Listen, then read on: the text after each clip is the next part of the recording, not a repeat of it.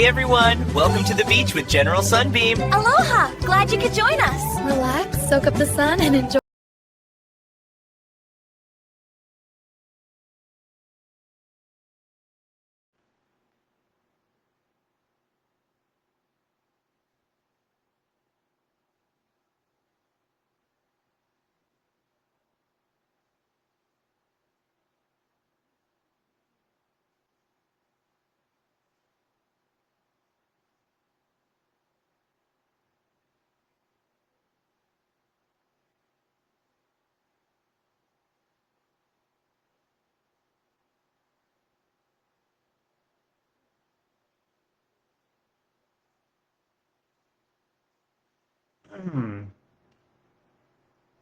Okay.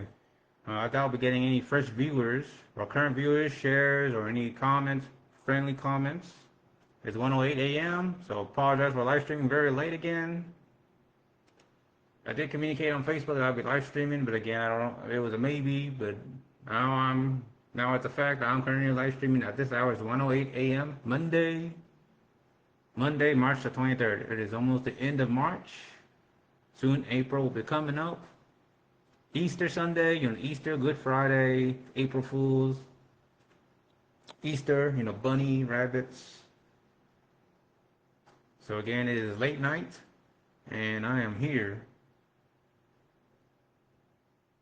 So, just going to communicate this. First Amendment disclaimer, viewer discretion is advised. This content may contain mature 18 plus, not safe for work themes, discussions or visual material intended for adult audiences. Viewer guidance and parental advisory is recommended. I fully exercise my rights under the First Amendment of the United States Constitution, including freedom of speech, expression, rights to petition, assembly, and press media recording productions. Any third-party material, clips, or visual references appearing in this content are used under fair use for purposes of commentary, critique, education purposes, spreading awareness like in fashion of news, just to spread awareness. So once again, I am exercising my First Amendment rights, pleading the First Amendment, and to exercise fair use to the best of my abilities, and viewer discretion is advised. You have been warned. Good day, everyone, and welcome.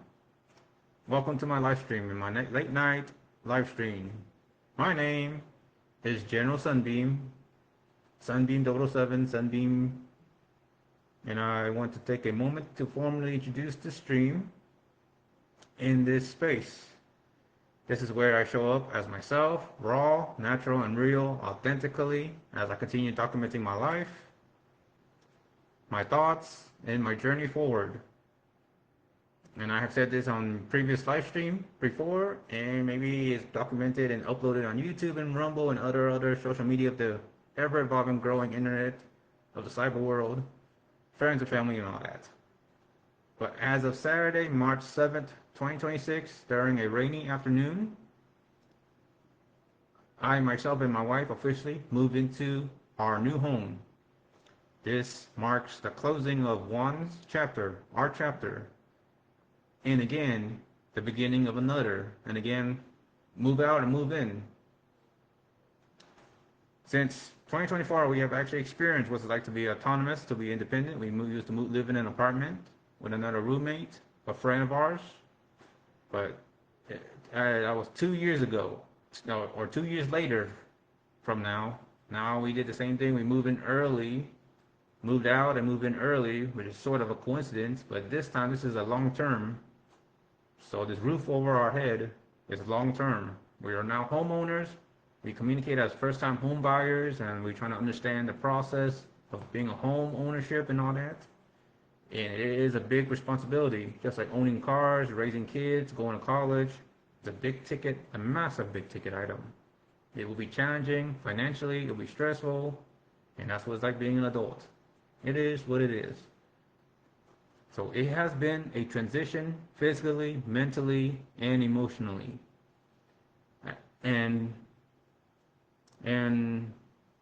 I am still settling in. Well, me and my wife are still settling. We are still settling in, as at least my parents will be coming over from time to time, like on their time off. So predominantly Wednesday and the weekends to help settle in, keep on, getting furnitures in, setting up things, organizing things. So I want to give a heads up to all those still tuning in or watching or hearing me out at this hour. My immediate family members will still be coming over to set everything up. So we're still considerably settling in, adjusting, and building our environment.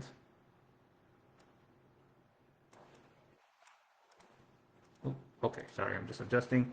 Just checking to make sure the internet connection is good and strong. Because again, I keep on getting this low latency or low frame per second on the Facebook. And despite having good signal or internet and being here in a common area, frame per second still sort of dropping up and down, up and down. So again, I apologize for poor quality, or if you can't hear me clearly, I do have a mic right here. I'm sure the webcam is capturing the mic and, from here to here. And yeah. So it's been a transition physically, mentally, and emotionally. And we are still settling in, adjusting, and building our environment step by step here in this home, this household.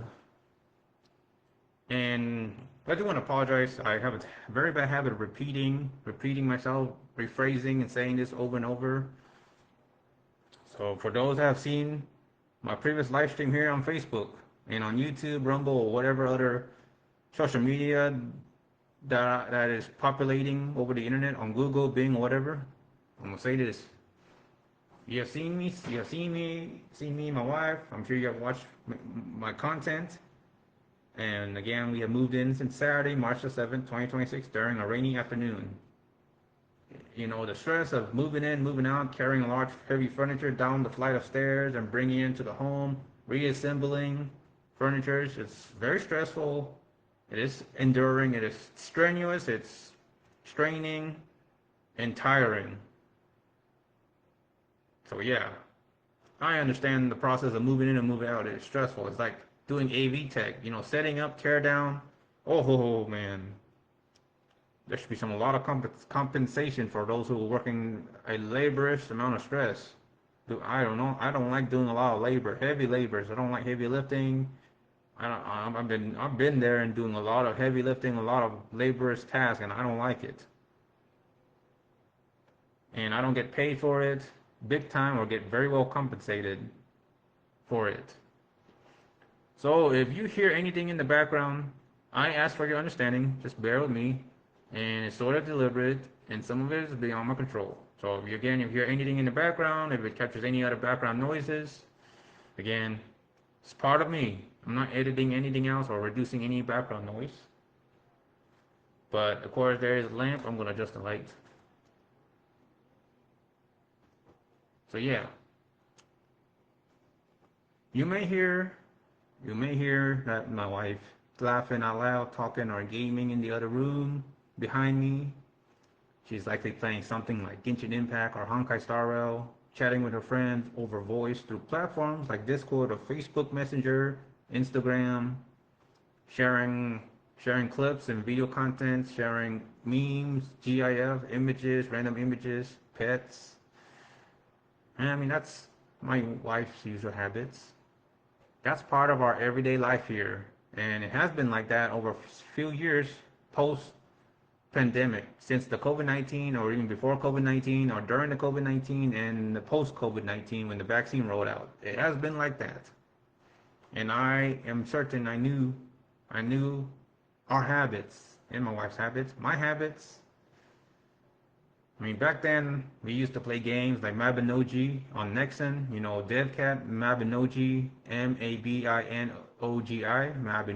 Mabinogi, that Korean MMORPG that was on Nexon under the company DevCat.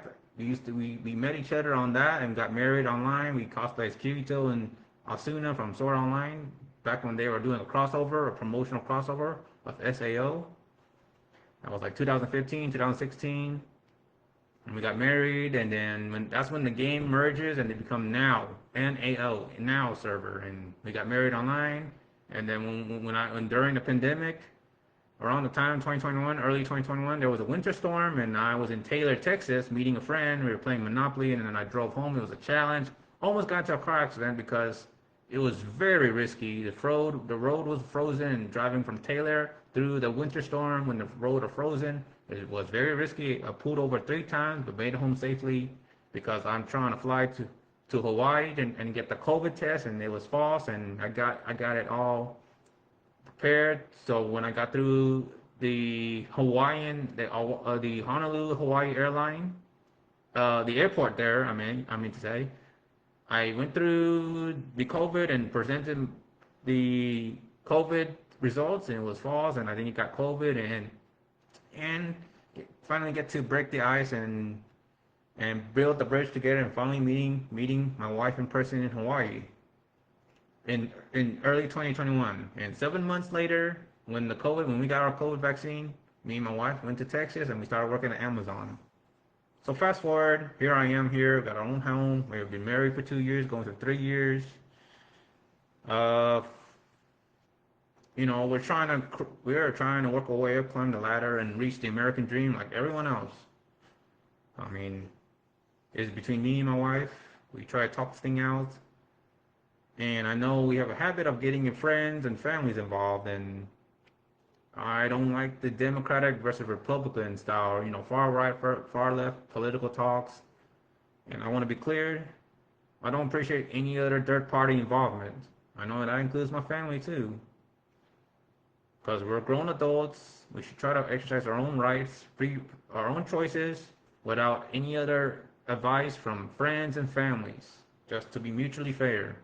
As I do a phenomenal job, I don't get involved in other people's affairs, business. I don't get involved in other couples. I don't like being a third wheel. I just stay out of it and mind my own business. I got, as a married man, a husband, got our own problems, got my own challenges, got my own family to take care of and worry about. I shouldn't be getting involved in other people's affairs like that. And I treat people the way I want to be treated. So the same thing. Stay out of our affairs. Stay out of our personal lives. There should be, between me and my wife and, marriage partners. As some friends say, they should stay out of it and not say anything or contribute.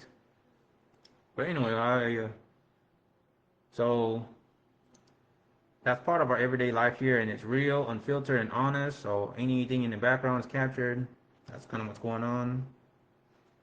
And again, I got the television behind me running. So you may also hear the television running in the background with random YouTube content playing, news, politics, entertainment from various content creators.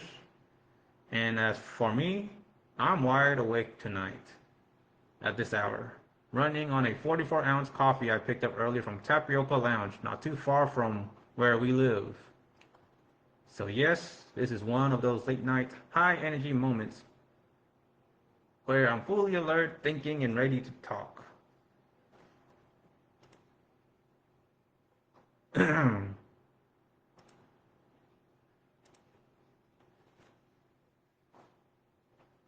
Overall, both my wife and I are doing okay. We are managing, adapting, and continuing forward in our own ways. And we're currently living together in this household, in this roof. And myself, I'm happy to, this is what I always wanted, to be autonomous, independent. You sort of want to, have our own space where we can be ourselves, living life to the fullest without discrimination and all these political, traditional talks from families and friends. Again, everything is politics, and it is almost a fact, because when there's opinions and impressions, what people think and say, it is largely an opinion based, and therefore it's politics. There's no right or wrong in that.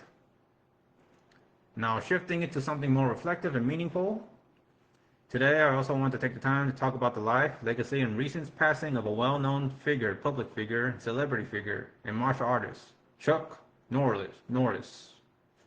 I know I covered this on my previous live stream, dedicating to talking about Chuck Norris as a tribute, but I want to do another tribute again because I grew up watching him play a character, Cordell Walker from Walker, Texas Ranger, in the early 2000s.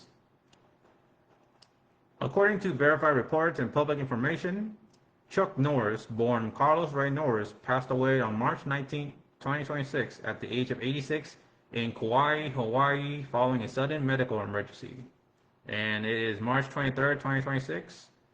Let's see, 23 or 22, 21, 20, 19. I would say 4 days ago, sort of 5 days ago, which is recent and a few days ago.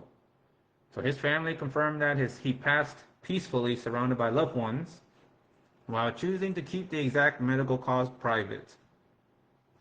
What makes his story significant is not just his passing, but the life he lived. He did not come from wealth nor privilege. He was born into a difficult environment, grew up with hardship, and struggled with confidence early on. But through discipline and persistence, he transformed his life. He joined the U.S. Air Force. He discovered martial arts in South Korea, Tang Sudo, became a world champion in karate, transitioned into Hollywood films, became a household name through Walker, Texas Ranger. That's show series, I think on ABC. I don't know what channel, but again, I grew up watching that around early 2000s. Built businesses, programs, and long-term influence beyond entertainment. Even into his later years, he remained active, training, working out, and engaging with people or fans. His life represents something very simple but very powerful. You can build yourself over time, step by step, from nothing to something meaningful. I mean, I am sort of trying to do that, just like Chuck Norris, from where I am at. Sorry, just looking back, watching television. On a personal note, I had the opportunity to see Chuck Norris in person, once in person at an event in Texas. I didn't interact directly, but I was there, along with my wife and a friend, in 2023, observing from a distance. Looking back now, that moment carries more meaning than I realized at the time. His legacy is not just about movies or fame, it's about discipline, consistency, and long-term growth. So tonight, this stream is a combination of things, a continuation of my personal journey, a reflection on life transitions, and a discussion about individuals who have left a lasting impact. I am here to speak, to share, and to simply be myself, exercising my voice, my presence, and my perspective. For those who are here, watching or listening, I appreciate your time. I thank you. Appreciate the follows, subscribe, growing to be a successful content creator, influencer, like every other influencer here on every social media, with high followers and subscribers, and I hope to be one of them. So welcome to the stream, General Sunbeam's stream.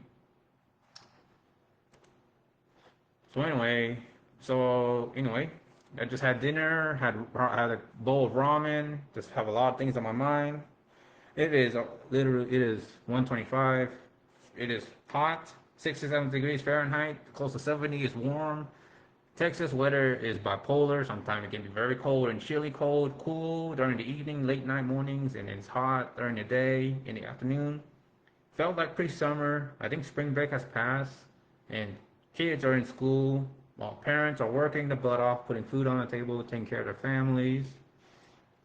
And I'm just watching content behind me on television, watching various contents, studying and learning and hoping to be there, like all those contents with high followers, getting sponsorship, advertisements and such, with ad revenues. And I'm trying to really brace to reach 100 plus followers on Rumble. As I have shared my content multiple times, there's all my social medias and my wife's. We're both trying to get there, hopefully to be serious content creator influencers. And as you know me, you have seen me around. I've been to a lot of conventions. We've been to a lot of convention events. since 2021, and for me personally, been to conventions since 2012. And my first convention was Anime Fest, A Fest, in Frisco, Dallas, or Dallas somewhere. Uh, let's see if I can hear my own voice.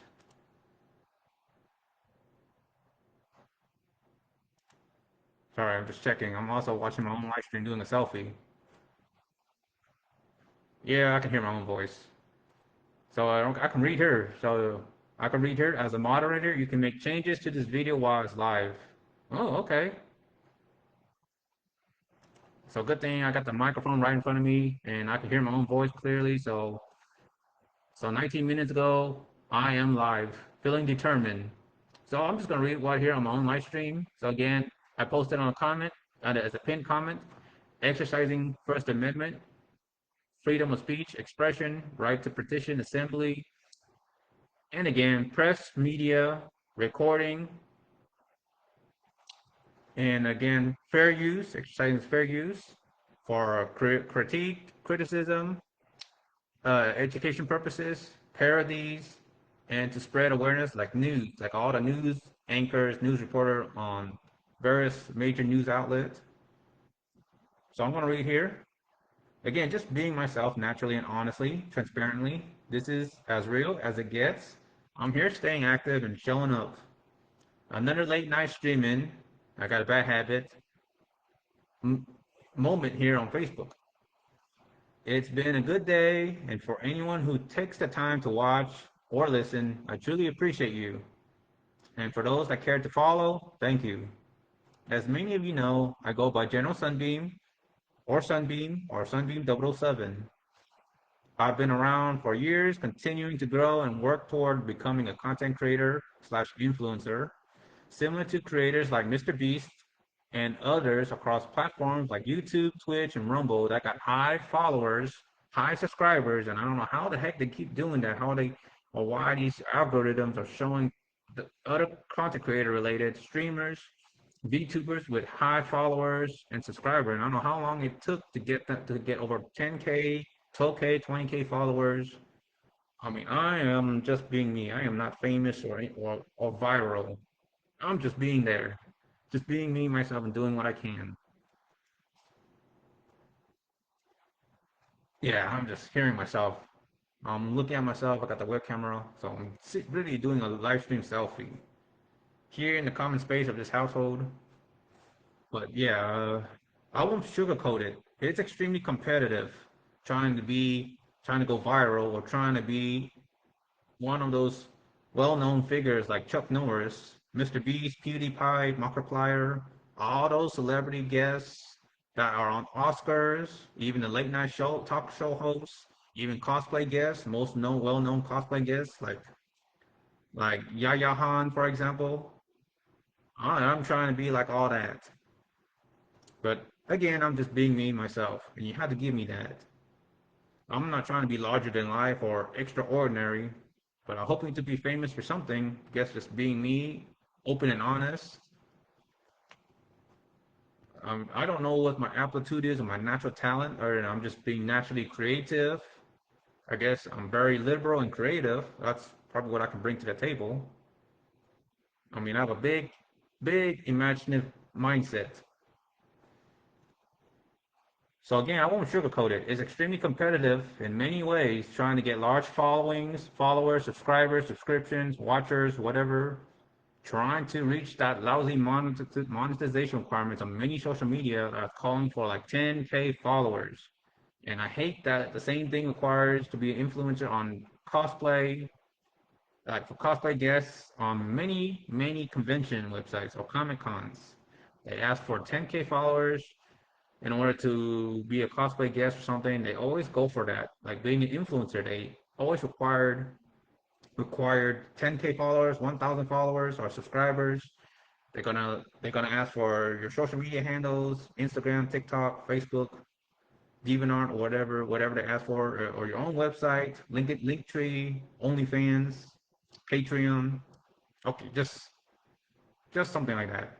And I am stuck at 400, trying to get to 400, 500 followers here on this Facebook, on my Facebook profile, my Facebook channel.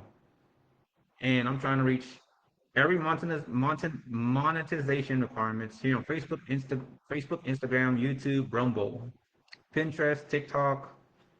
I hate the competition.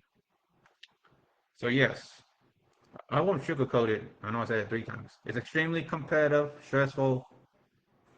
In many ways, it feels like making a case for yourself, like asking, why should someone follow or subscribe to me? Or in my case, why should I subscribe to you? I keep seeing this on YouTube. Hey, if you like my content, hit that subscribe button. You know, the call to action, that pop up that says, ding, hit the bell, hit the subscribe. They say all these content creators say that. If you love my content, you want to see more, hit that subscribe button or hit the follow button for all that. But at the end of the day, it always comes down to each viewer's choice and free will. For me, I'm simply here to express myself, talk, chat, share my journey, share my thoughts freely, and stay true to who I am authentically, naturally.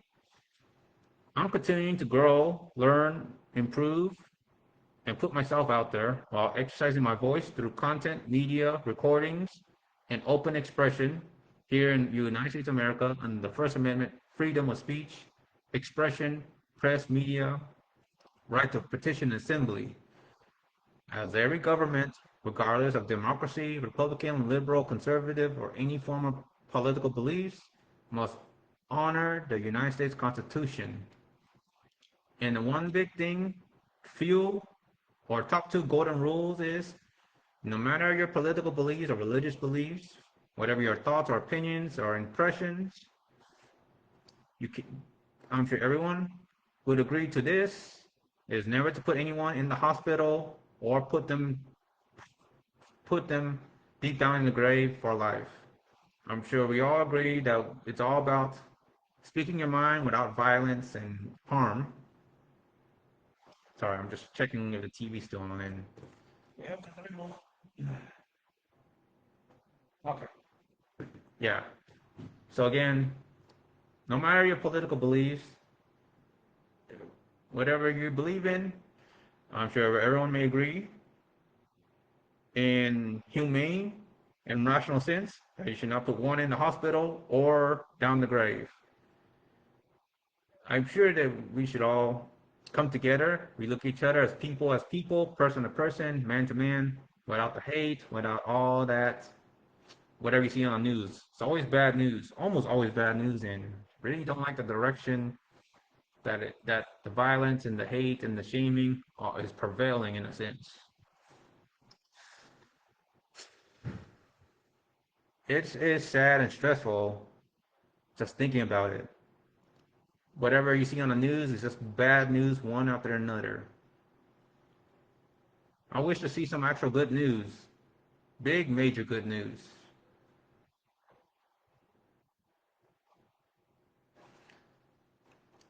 So yes, I'm just expressing myself, being me, and again, thank you for being here. Thank you for hearing me out and helping me grow to be a successful content creator here on Facebook, Instagram, and I got my social media handles, including my wife's,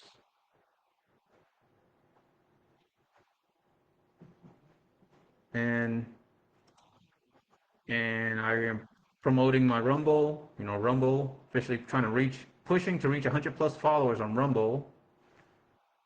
It's my creator journey channel where I'm building consistency and community while I work toward a long-term goal, producing my own anime projects similar to Monty Ohm's ambitions with Ruby and Rooster Teeth back in 2014. I post live streams, chill ASMR, AFMR something style, commentaries, mostly non-commentary, and updates on what I'm learning and building.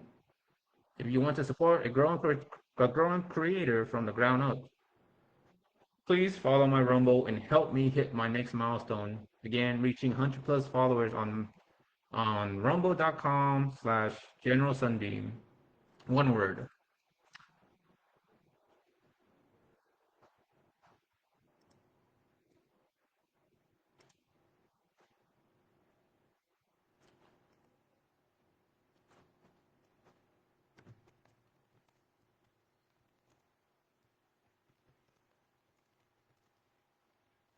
Now, pardon the silence, I'm just typing something. I want to be honest again, I'm using ChatGPT to help me read and, trying to, trying to communicate concrete, solid facts and not just made up hearsay BS.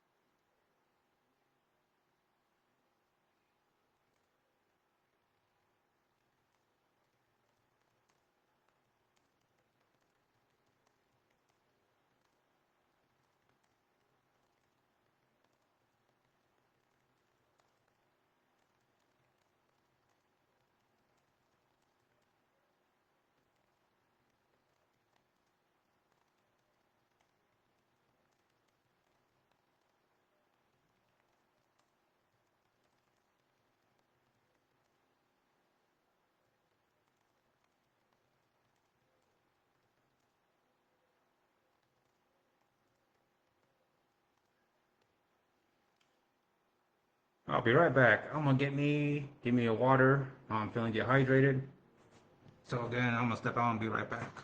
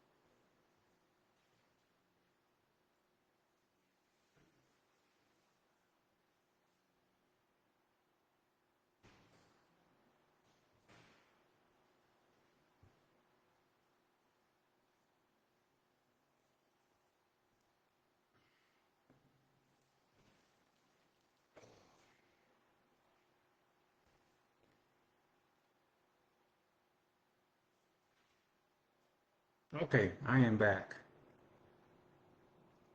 So yeah, I'm watching myself on live stream. Just got me a bottle of water, drinking some soda.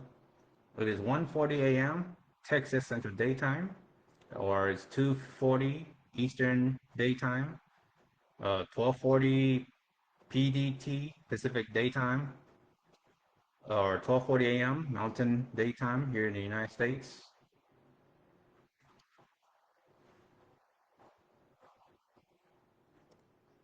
So I'm gonna read this. I did post a here on my personal Facebook profile here on my own profile here 14 hours ago, feeling nostalgic. About 3 years ago, when Bell County Comic Con occurred at the Candice Bank Convention Center in Belton, Texas, that was when I saw Chuck Norris. I saw Chuck Norris, the American legend, the martial artist, actor, movie star, and writer, and a father, grandfather, and the pop culture legend. I wasn't lying when I chose to snuck a few pictures indirectly of him from from the distance or on the bleachers, as much to the dismay and disagreement of the Bell County Comic Con staff, because I'm sure some staff and volunteers are telling them not to take pictures from the bleachers and to stop doing that. And I disagree with the price charging over $110 or 200 or almost $100 just for an autograph, and it adds up. Maybe 100 for an autograph, 100 for a photo, or $300 for a video quote from Chuck Norris himself. I don't want to pay that much. I mean, he was a rare gem. I'm pretty sure he's a rare appearance. He appears at few events, few any Comic Cons, but he was a rare gem, and charge a lot just for autographs and pictures. But I did say I will be sharing my personal memoir of the time I first seen him myself in person, informally, and I will insert this for my next content for YouTube and Rumble as solid, evident proof. But rest in peace, Chuck Norris, 1940, 2026.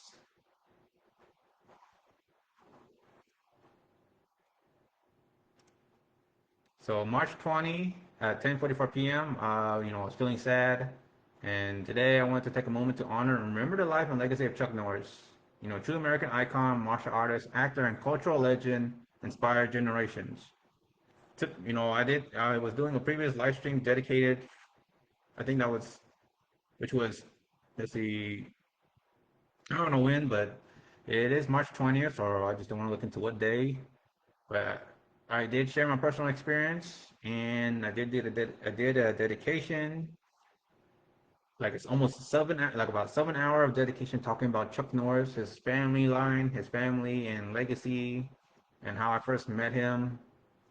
So it's there, it's posted. I'm sure it's shared on YouTube, on my YouTube channel and Rumble channel.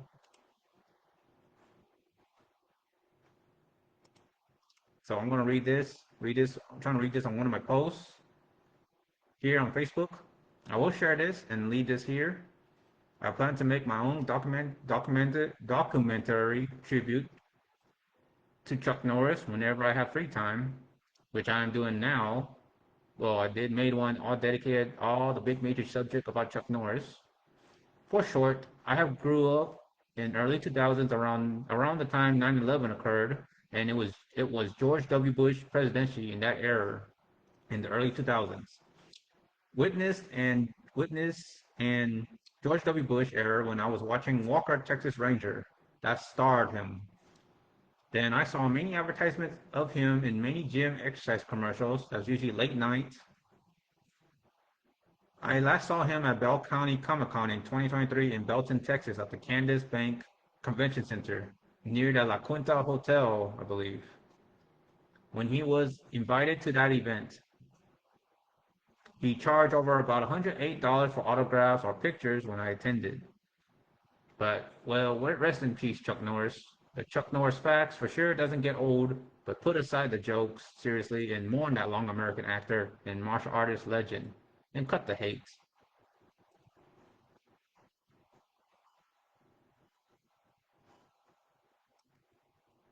And then another post, I will read this. This hits me harder than those Chuck Norris facts joke. In all seriousness and sadness and condolences, I can't believe he passed away.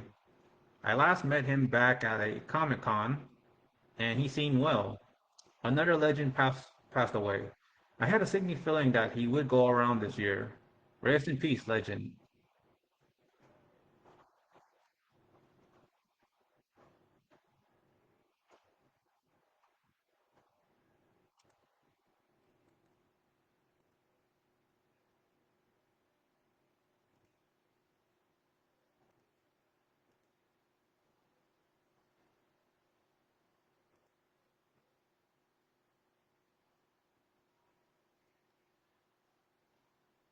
Now, also on March 19th, which surprisingly was around in the morning, so I'm gonna read this again. I was live on March 19th. So 18 plus viewers, discretion is advised. 18 plus contains politics, news, and insensitive subjects that may find unsettling by mouth or word, vocally, orally. On the First Amendment rights of free speech slash expression, press media recordings, I am exercising that responsibly, and as well health and public safety. For those that have known me, I have almost always been an adult content creator and Asian male model in cosplay and OnlyFans. I used to work for Amazon or W-2 jobs. Now I am solely 1099 independent contractor doing lunch drop, catering, and Uber Eats slash DoorDash, and or related jobs where I control my own work schedule autonomously, be my own boss or be my own solo boss. No middleman, no hierarchy, chain of commands. I understand the full cost of paying my own taxes and taking care of vehicle maintenance and anything that has to do with self-care, self on my own dime and time for complete flexibility. That's pretty much a trade-off. With 2025 tax coming up in April, I am mostly prepared to see how much I have to set aside since late August 2025 when I get back to doing lunch drop. For those, for those what lunch drop is, here is the link. And I did post a link of lunch drop, www or https lunchdrop.com, or you can Google lunch drop and there'll be a link. And to apply to drive with them, to be an independent contractor driver, caterer, lunchdrop.com/drive, www.lunchdrop.com/drive, and do input my referral.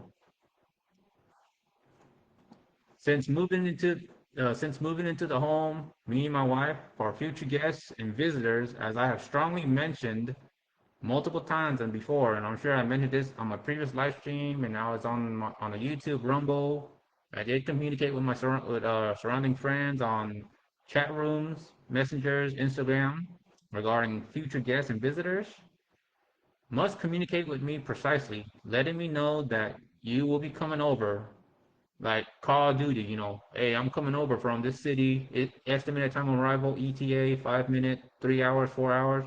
I'm gonna make a pit stop, two pit stop, putting gas in the vehicle. I shared my location, heading home to, want to hang out, spend time in your household. Feel free to document it on ChatGPT or whatever. And I'm sure, and at the time this live stream, let me repeat that again. Sorry, I got tongue twisted. At the time of this live stream, current live stream, I made it clear this house is an adult house, not safe for work, 18 plus adult house, and it will be under reasonable amount of surveillance, security cameras for wellness, safety, and to keep everyone safe. And for documentation purposes, should anything happen to any of us. So, any future visitors, guests must communicate with me precisely, letting me know that you'll be coming over, maybe spending the night. I don't know.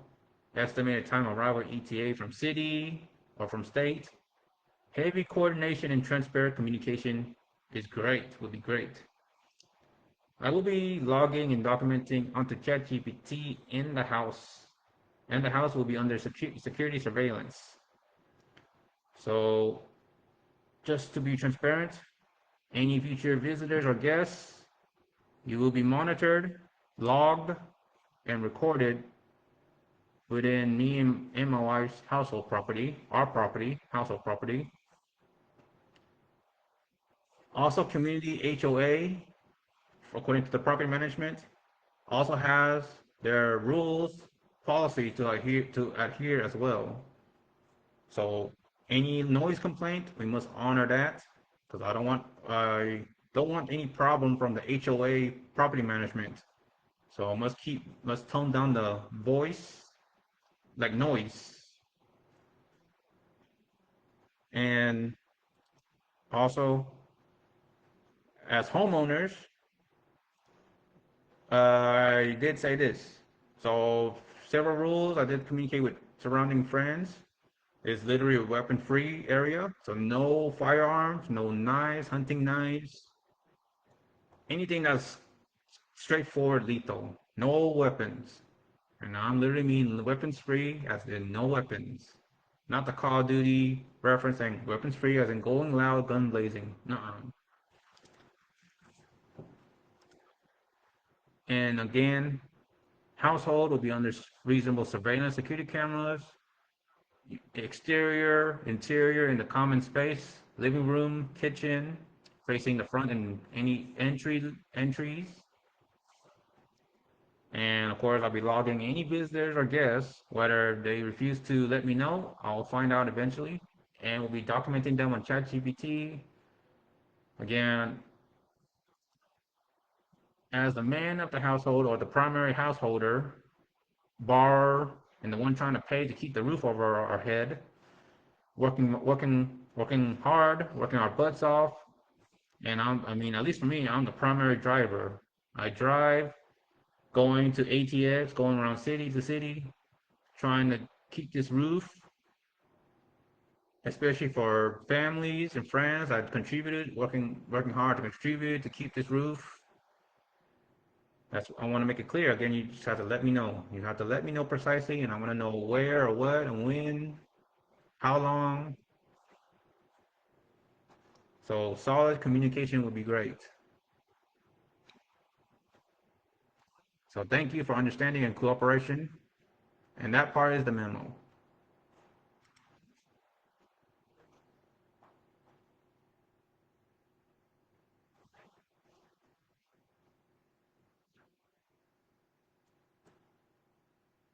And I'm going to reiterate this part.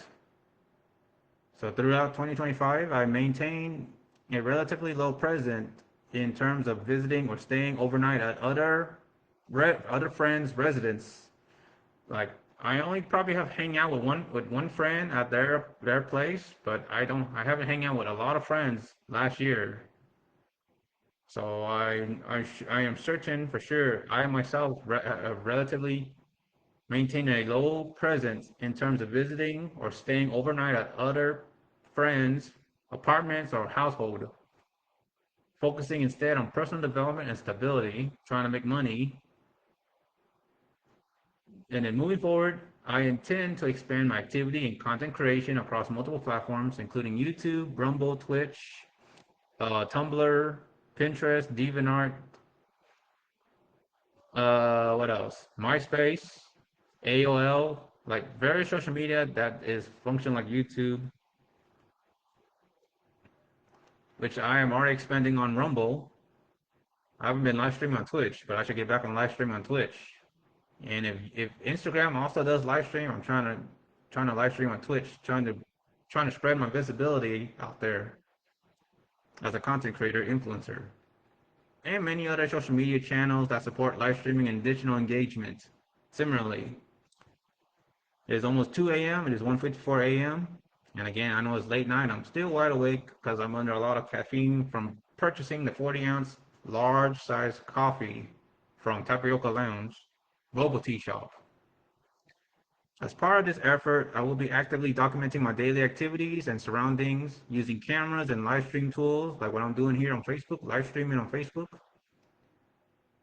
This includes content recorded in general public spaces such as streets, stores, and restaurants where recording is permitted under applicable laws or here in Texas. And of course, I am on rumble.com, register/General Sunbeam. Additionally, I utilize tools such as AI-based platforms, including ChatGPT, to assist in logging, organizing, and documenting various aspects of my work and daily life. For transparency, openness, and honesty, as well as personal safety, I may record or live stream in public environments through my mobile phone, particularly if I feel the need to document interactions or surroundings. If I'm in a sketchy area like a dead end or in possibly unsafe areas. So please be advised that if you are in public space where recording is legally allowed, like on a sidewalk, for example, in downtown, any city, state, you may be incidentally included in such recordings. This notice is provided in good faith to maintain openness, awareness, and accountability. And to anyone watching this live stream, currently streaming, thank you for your understanding.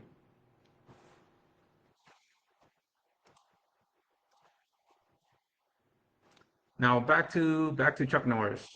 Now I want to take I want to personally take a moment to address something important regarding Chuck Norris and what's currently happening online, YouTube, Rumble, or other Facebook and Instagram, because it's the internet. Since the news of his passing on March 19th, 2026, a few days ago to recently, there has been a noticeable surge of content across platforms like YouTube, TikTok, Facebook, and other media spaces. Some of his content is respectful and informative, but a large portion of it is not. There are now circulating many AI generated videos.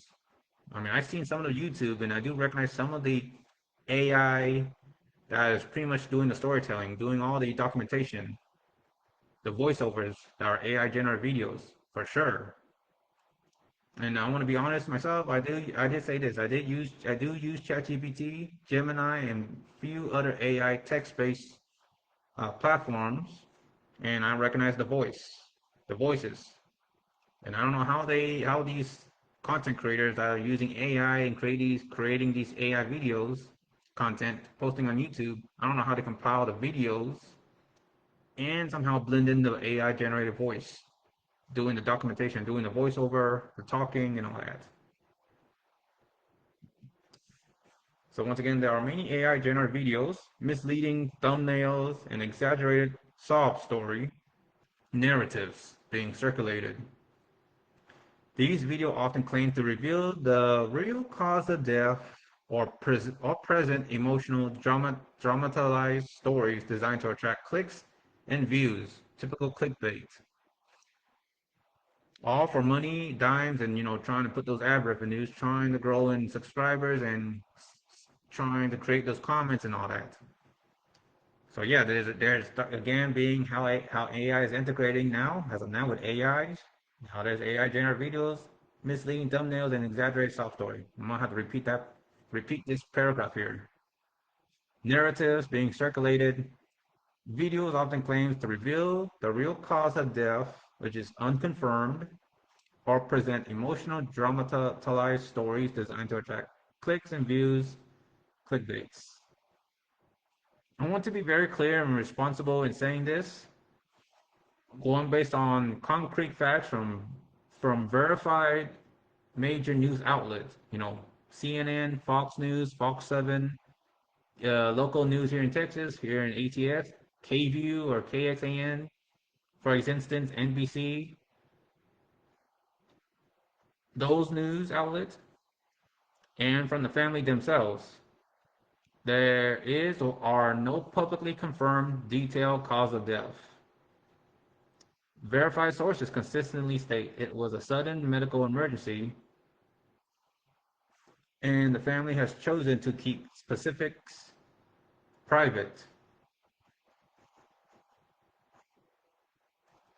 Anything beyond that, especially content claiming secret causes, conspiracies, or emotional dramatizations, is speculation, hearsay, just blind, fabricated BS,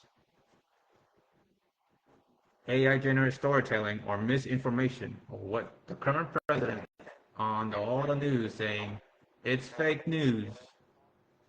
And this is something we are seeing more and more in today's digital world. If you look on YouTube, fresh fresh updates that are saying the cause of death or the last words of Chuck Norris.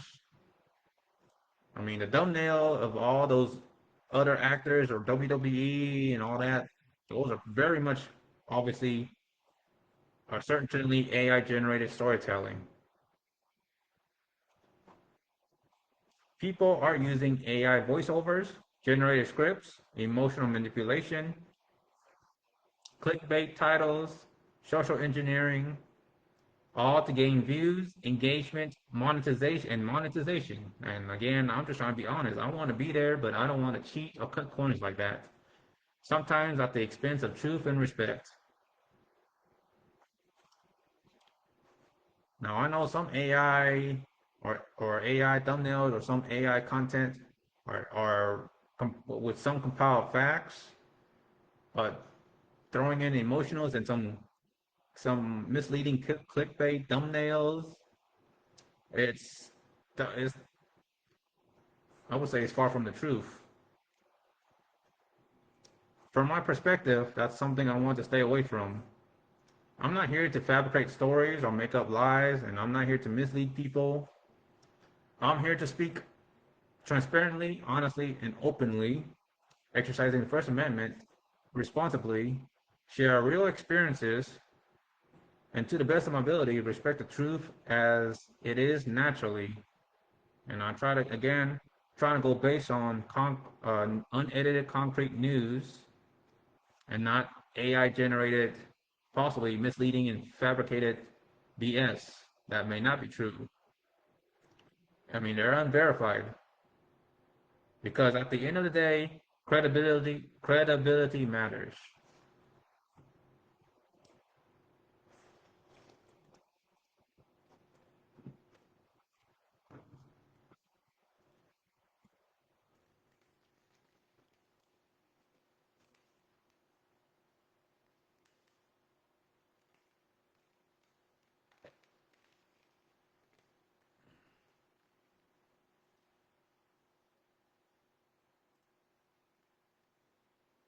Now, bringing this back to something personal, back in 2023, at Bell County Comic Con in Belton, Texas, Chuck Norris made a guest appearance. That was one of those moments where real life and public figures intersect. I was there, not as someone famous, not as a known creator, but as someone present, as an attendee, a personal attendee, just going there to have fun. Well, I don't really want to go there to have fun and just waste money for nothing. I don't like to do a lot of things as hobbies. I want to make money out of them. So just observing, taking in the atmosphere, the environment, surrounding environments, and being part of that environment, enjoying the culture, what the convention has to offer. Just looking back, I realized something deeper. Events like that represent more than just appearances. They represent reach, impact, and recognition. Chuck Norris wasn't just invited because of popularity. He was invited because of decades of work, discipline, and influence. And that brings me to my own path. I'm still building, I'm still growing, hoping to try to be in that same shoes that Chuck Norris was in. And that's obviously beyond my control based on any viewers watching, hearing me out, because I cannot control followers or subscribers. And I'm always will be envious and jealous of many other content creators on YouTube, Facebook, Instagram, cosplayers and singers, artists, and such, wondering how they get so many or how they're able to rack up 1,000, 2,000 instant followers or somehow go viral like that. I just don't know. I mean, I'm just being me, doing what I can control, what's within my own reach and budget. So I'll be honest, there is a part of me that aspires to reach that level someday, hopefully, to be recognized, invited to public events, to any Comic Cons, any anime conventions, various, again, public events, known across platforms like here, Facebook, Instagram, YouTube, Rumble, Twitch, TikTok, Pinterest, DeviantArt, Skype, Discord, MySpace, Tumblr, Yahoo, Gmail, Google, and Amiibo, various exclusive mobile social medias like WhatsApp, WeChat, uh, something like that. Various social medias across the general public of the internet, the ever-growing cyber world of the internet. Not for ego. Well, again, let me repeat. Able to connect with people at scale, large scale, not for ego, but for presence, reputation building, impact, and purpose. Right now, I'm at that foundation stage. Posting, streaming, chatting, talking, documenting, logging, expressing, trying to build something real over time. And I understand it doesn't happen overnight. Chuck Norris didn't become who he was in a year. It took decades, and I had already been here for 3 decades, and still, no matter what, I have posted so many contents on my YouTube channel, General Sunbeam. I posted 100 contents on Rumble, and so far my subscribe count, followers count isn't high, but I have a high amount of posted content. So you can see the balance there. You can see the competition there. It feels lopsided, it feels unfair, and obviously what I can control is posting content, and even if I edit it or putting special effects, transition, trying to look cool, trying to make my content look badass, I doubt my subscriber, my follower count will go this high. Like only my content, posting content is this high. So I doubt no matter if I make any of my content look cool or do something extraordinary, what Mr. Beast is doing, spending millions of dollars. If I were to be at his level, I doubt I would go viral in any sense. I mean, I had some potential viral ideas that I want to do, but it doesn't take one person. And I don't have a lot of tools that can help support doing selfie related videos where it takes one person.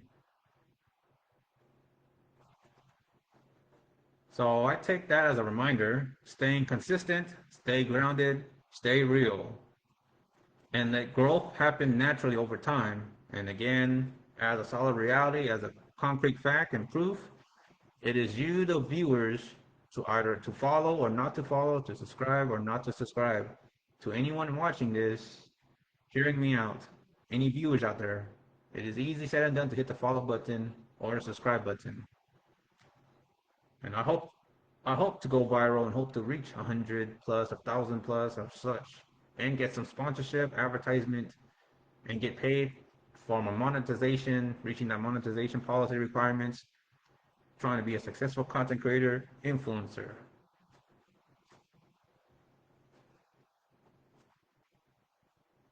What the heck?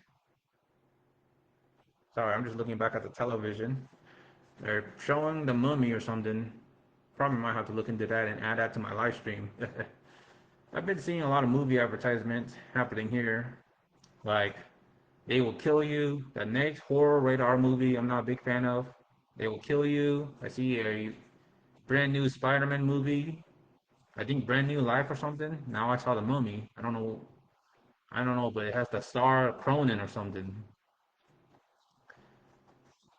So for anyone watching this, you're seeing the beginning stages, the process, the work in progress, and whether it takes years or decades, I'm continuing forward. Respect to those who came before and commitment to building something of my own. And hopefully I get there and hopefully to monetize all my video contents across social media platforms. Be right back. I'm gonna charge my phone. Phone is low on battery again.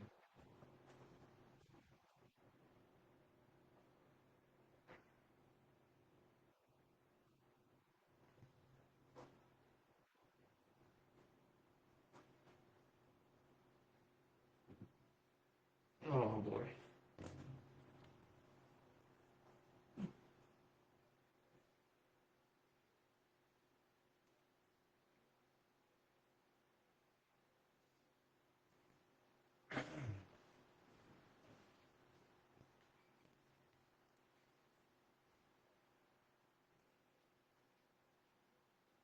Well, so far I only have one comment. No fresh comments other than just my First Amendment disclaimer. One reaction, which is thank you for liking my everyday life, typical everyday life, late night, morning stream. Thank you, Matt Teeps, or Matt Tepes. Thank you, Senor Matt Tepes. And again, that pop-up action needed too low FPS. The current frame rate is too low. Please set the frame rate to 15 through 60 FPS or viewers may experience a lower quality stream.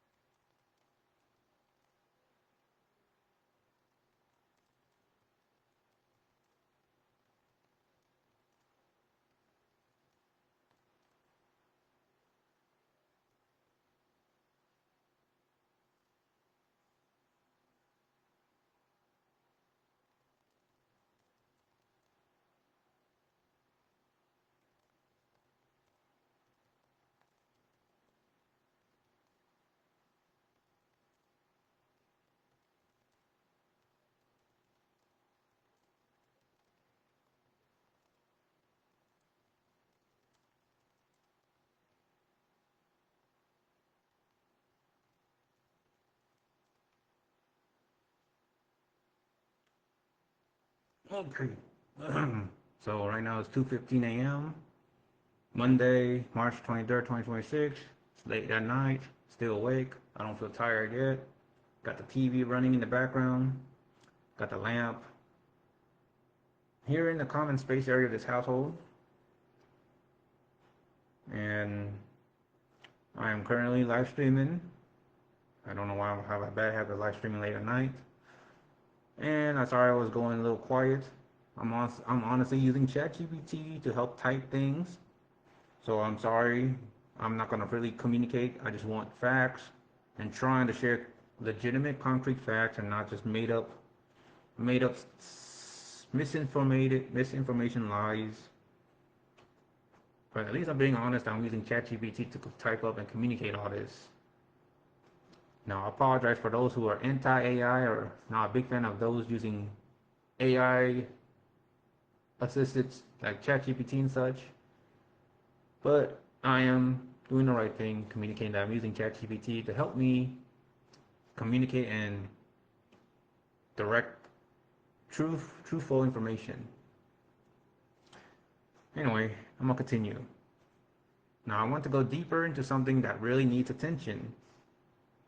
Again, with the whole AI content, again, ChatGPT, Gemini, and other related AI text-based content platforms and tools,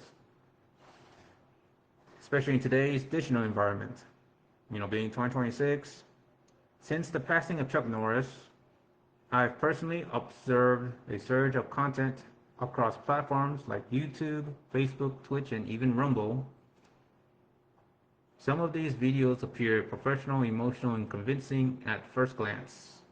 But when you look closer, a large portion of them are AI generated or heavily manipulated narratives. They often include dramatic voiceovers that sound human, but are synthetic, edited clips taken out of context, thumbnails designed to trigger emotional reactions, titles claiming hidden truth, real cause, or final moments revealed. The problem is this: many of these claims are not verified. Some are completely fabricated, just made up. And it's all because of views and trying to get some subscribers, all for monetization purposes. So they're trying to cheat and cut corners in that sense. And they're not even honest about hitting that button on YouTube where it says something if it's AI generated. So some content creators are not being very honest about it. So I'm doing my part and just throwing out there and calling all those AI generated content on YouTube, Rumble, and other social media that are making these kind of claims regarding Chuck Norris passing. And I think it's twice as more sad having to see AI generated content that are made from that. And because AI has advanced so rapidly, it is becoming harder for the average person to tell the difference between truth and misinformation, real reporting and generated storytelling, verified facts and emotional manipulation.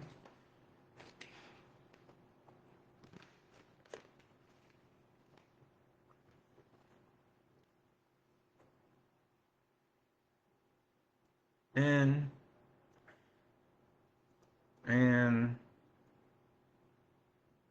I just can't think of anything. But yeah, that's just sad. It is saddening. Just seeing all this artificial intelligence made narratives posted on YouTube and being dishonest about it as a content, all for subscription purposes to get paid in pennies for monetization purposes, making possibly false claim about, oh, I know the cause of death regarding Chuck Norris's passing and all that. Kind of breaks my heart. It kind of really hurts my heart.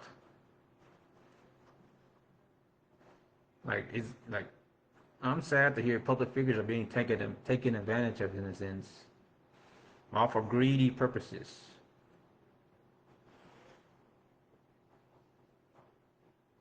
Back in the mid 2000s, this level of technology did not exist. Precisely this kind of AI. There was no ChatGPT or Gemini. There no advanced generative AI like Gemini. I know I said that seconds ago. No widespread synthetic voice or video tools. Information, while still imperfect, was easier to trace and verify. Today, we are in a different era. AI is now integrated into everyday life, whether you like it or not. No matter how hard you protest or express anti-AI views politically, opinionated, it is now integrated into everyday life as of now. And while it is powerful and useful, it also introduced new risks. I mean, obviously, people are misusing it, trying to weaponize it, trying to use it for malicious intent. And it used to be dishonest and not openly disclosed that the AI is being used. There's some AI to this. I mean, for me, I'm being open and honest. I'm using ChatGPT, and I'm reading all this off of ChatGPT. So there's kind of a bit of a contradiction, but I'm not getting paid in any way, and I doubt I'll be rewarded for being just honest, just open, transparent, and honest. But yeah, while AI is powerful and useful, again, it introduced new risks. I mean, almost everything, any form of tools, almost in a sense, can be weaponized and misused. So I want to take a clear and responsible stance here. This is not about fear or anxiety. This is about awareness and discipline and how to use these tools or whatever platforms for in a responsible sense and to be honest about it. As users of the internet and social media, we all have a responsibility to, number one, pause before believing everything we see. Number two, verify information through credible, consistent sources. Number three, be cautious of emotionally charged content designed to manipulate or to exercise false social engineering for greedy purposes, for personal gains. Number four, avoid spreading unverified claims further. And number five, understanding right from wrong and doing the right thing.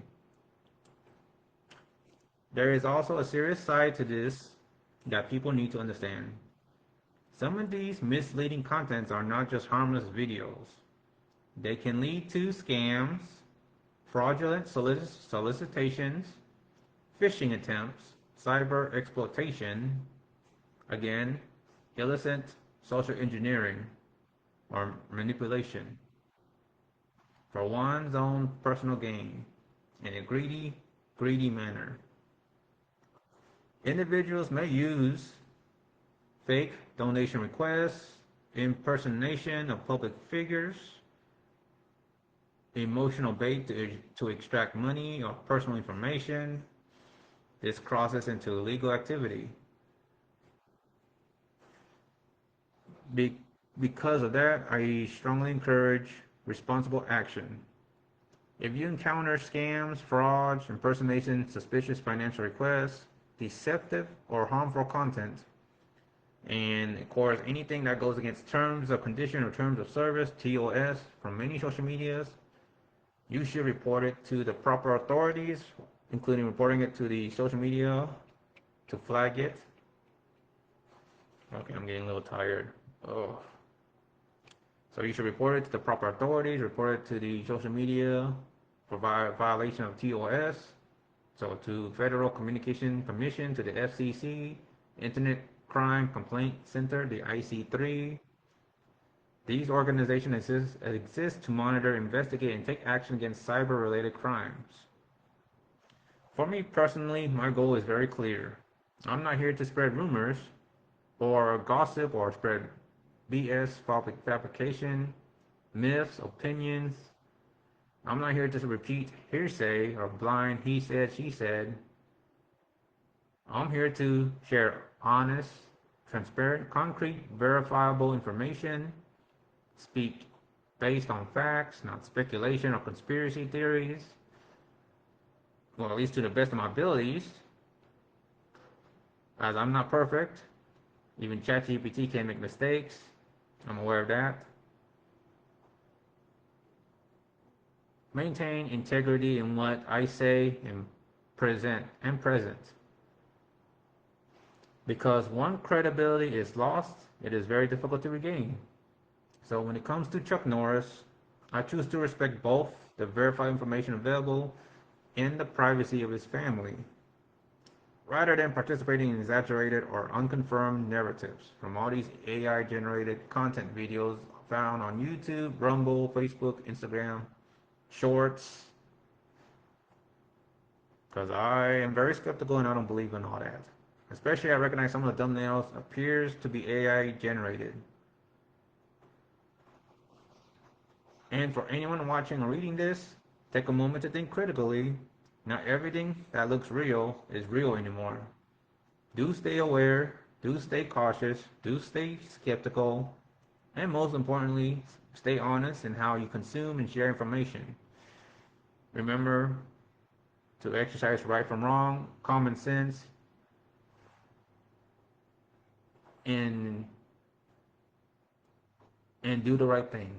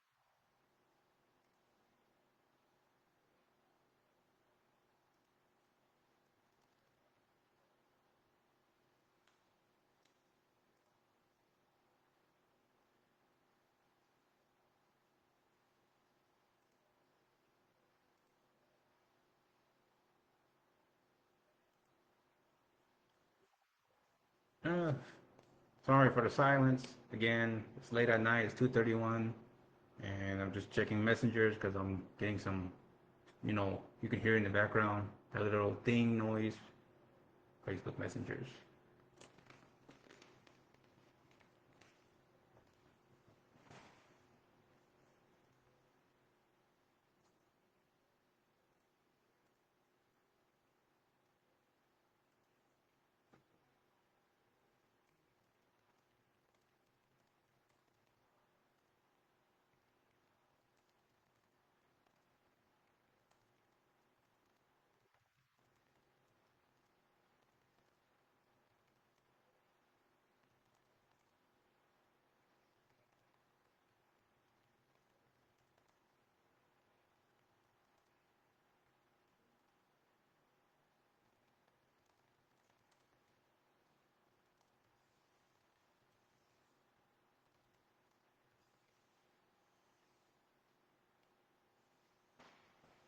All right, be right back, viewers.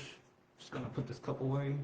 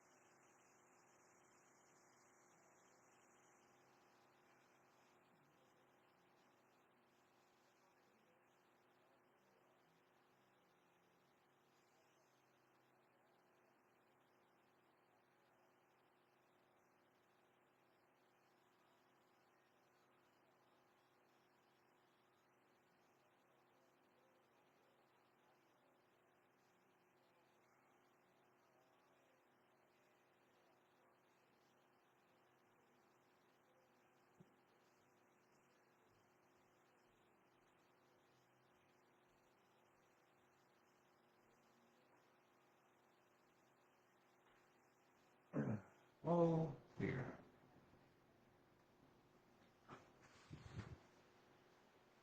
Ugh.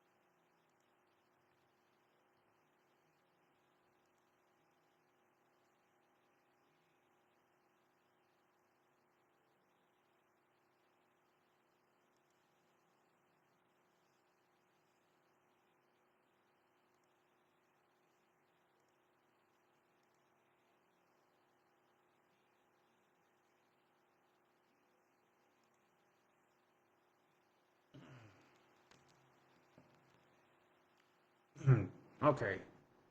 Sorry for the sorry for the big little moment of silence there. A lot of quietness. And I took an unexpected 5. Have to, step out for a restroom break. Just brush my teeth, wash my face. My face is getting a little oily. And it's almost about to be 3 a.m. and I still don't feel sleepy or tired. Right now it's currently 2:43 a.m. 2:43 a.m. Texas Central Daytime. Late night in the morning.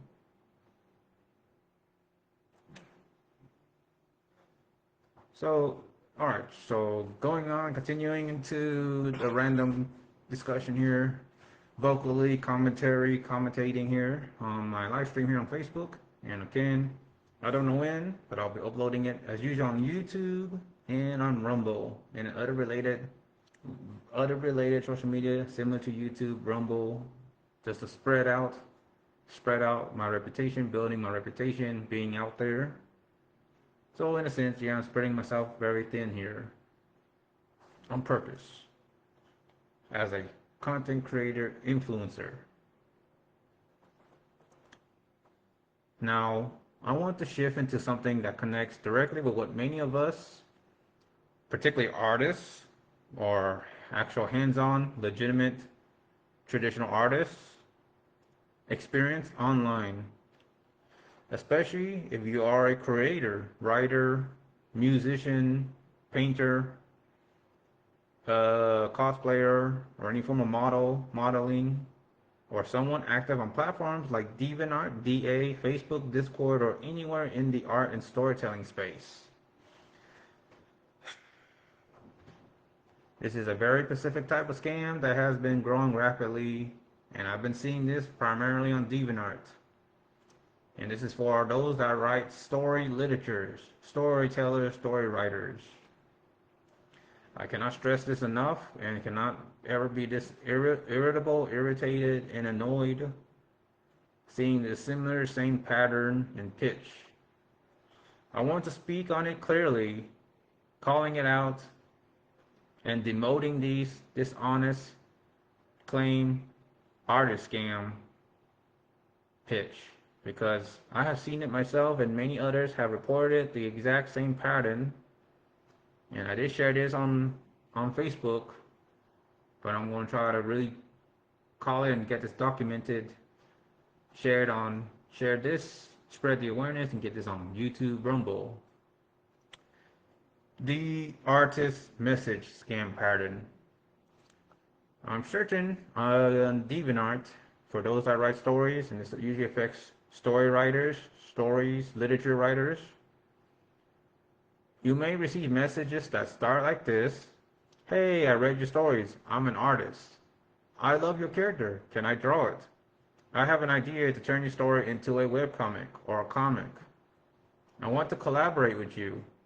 At first, this sounds exciting. I mean, when I first got a DM on my DeviantArt page under Sunbeam 0 on my DeviantArt. Yeah, this is way before the DeviantArt got a revamp on the message where I can block and only accept PM, DM, instant message, or message whenever they watch me or if I choose to watch them. So those claim artists that solicitate, the unsolicited artists that reach out to story writers saying those phrases. At first it sounds exciting, then it feels like recognition. It feels like recognition, opportunity, growth. But in many cases, this is where the manipulation begins. So what is actually happening based on verified patterns across platforms like DeviantArt, Discord, and others? Users have documented that scammers often use generic copy-paste messages, probably from AI, like ChatGPT. And I am using ChatGPT, and I said all this here on ChatGPT. So I'm reading it off here. You can give me credit for being honest.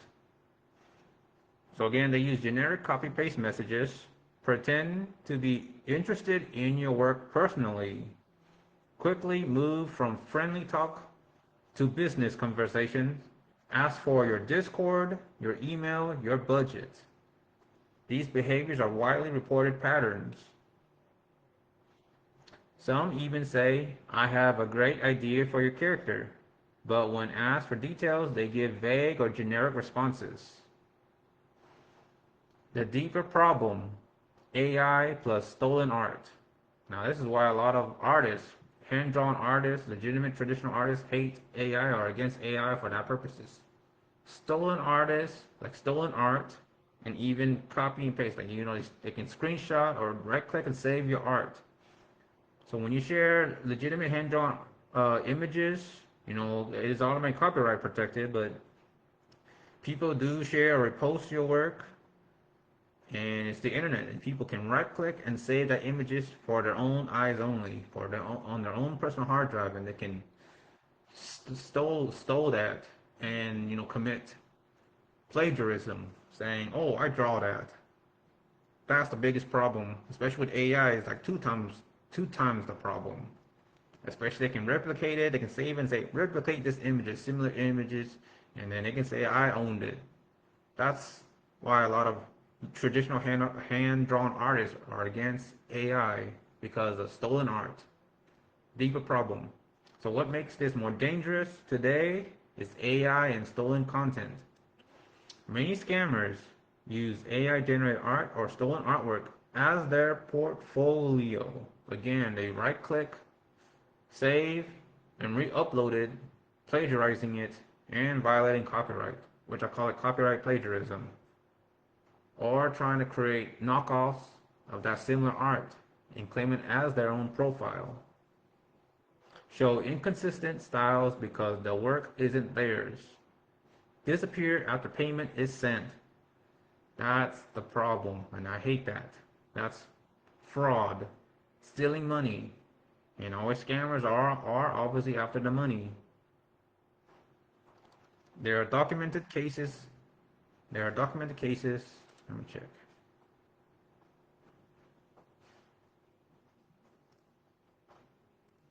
Ooh, it's almost 3 a.m. So what was I? Sorry, I just got distracted.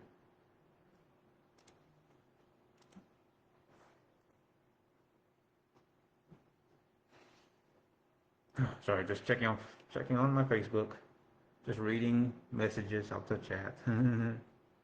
But yeah, so what was I saying? So again, show inconsistent styles because the work isn't theirs. Disappear after payment is sent. Oh, that's a typical scam right there. Scammers are after your money. There are documented cases where people were shown fake portfolios or art taken from multiple real artists, or AI-generated pieces passed off as original work, according to Reddit. The financial scam layer. Some scams go even further. There is a known pattern where scammers offer to pay you or collaborate, then request personal information, send fake payments or fake checks, hot checks. I have instances where I've seen that on Discord, and I reported multiple times to the Discord moderators, admins, and hopefully they remove and delete that falsified users sending fake hot checks, fake checks, and of course offer to pay you. Like, I don't know, I heard like through NFT scams. I've been told about, they're gonna pay for my pay through NFT and all that NFT scam. Send fake payments or fake checks, ask you to send money back or process fees. This type of scam has been widely reported and can lead to loss of money, exposure of personal data, identity-related risks. Why this is increasing now? This connects back to what I said earlier about AI, artificial intelligence. Today, AI can generate art instantly, and I want to be honest, yes, I generate a lot of AI content, a lot of AI art. And I'm sorry, and I do apologize, but majority of my art are not AI generated fan arts. I will say this, when I first got into AI, like ChatGPT, before I got into AI, like ChatGPT seriously, I first got into it in late 2024, near the end of December. And I did not spend any money as a permanent subscriber or a plus membership of ChatGPT. I got into it more throughout 2025, and now I've been using ChatGPT for 1 year. I have communicated this transparently throughout my Facebook and on YouTube, and I am doing the right thing, disclosing if I'm using AI, any AI content, I'm disclosing it as AI, citing the source, even crediting the source. Like special thanks credit to ChatGPT image generation. The credit goes to OpenAI, ChatGPT, or Sora AI. I do not take credit for myself. I did not create this, so I treat ChatGPT or any other AI image content generation from the source, crediting them as the artists. So you can give me credit for being open and transparent, and I understand why many traditional hands-on artists that draws by hand or animate or such hates AI, and it's a political matter, politics, because you know you got hate, you got anti and pro, or neither or either. And I really am trying to make a deep dive, a serious conscience talking about AI as a major subject, a deep dive, and trying to document all this for my next live stream focusing on AI. You know, trying to build like a Venn diagram in the middle, but I'm just gonna try to cut this and discuss about it right now here, a part of this live stream as a segment here. I mean, it connects what I said about AI. You know, today AI can generate art instantly, and I do generate art, thumbnails for YouTube and Rumble as shown, but I do not create fan arts heavily. At first, I mean, just to finish what I said, when I first got into AI, I see it can generate images, and I was curious, so I created fan arts of Sword Art Online to Genshin Impact and all that. You know, and it felt majestic, magical. I didn't know you can do that, and I see other related AI artists creating fan arts, AI generated fan arts like that, fan service. So I did disclose it and cite the source and give credit to the proper source. Again, thanking ChatGPT, OpenAI. I don't take credit for myself, and I'm not profiting off of it. But you have to give me credit that I'm being open and honest and transparent about it. So for other users that are trying to profit off of that, again, AI can generate art instantly, and it can be a problem, and it can be misused, and that's sad. AI can write messages that sound human. Again, it can be misused. Social engineering. AI can mimic personalities and communication styles. On platform like DeviantArt, which has millions of users, pretty much large selections of traditional hand-drawn artists and submissions, this creates a massive environment where scammers can operate at scale, large scale, choosing to be dishonest, choosing to do the bad thing, choosing to commit frauds, and get away with it because it's the internet. People can lie and choose to be dishonest on the internet and get away with it, which is very sad, and I don't like it. And because profiles can be empty, identities can be fake, with stolen images, content can be generated. It becomes harder to tell who is real and who is not. There are a lot of mules and alternative accounts, burner accounts, and I want to share. So the red flag here. Oh, sorry, I'm just checking Messenger.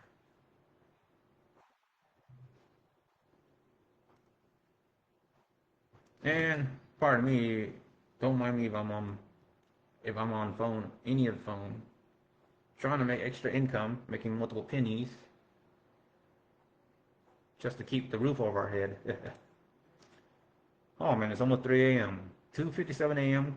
Monday, March 23rd, 2026. Still watching YouTube television behind me here in the common space of this household. All right, trying to get back on point. Sorry for derailing. So yeah, let me repeat this part. And because profiles can be empty, considerably mules or alternative accounts, burner accounts, identities can be fake with stolen images from other internets, even from not safe for work 18 plus pornography sites. Content can be generated and can be fabricated. It becomes harder to tell who is real.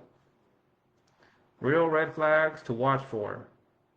You should be cautious if someone or any internet users, scammers, unsolicited artists messages you out of nowhere with praise plus business offer, has little to no profile history, uses very generic language, avoids giving specific details, pushes you to move to Discord quickly, Discord or emails, Telegram, Skype, asks for money upfront without proof, shows inconsistent or suspicious portfolio. Also, if it feels rushed or too good to be true, pause. Sorry, let me check the messenger.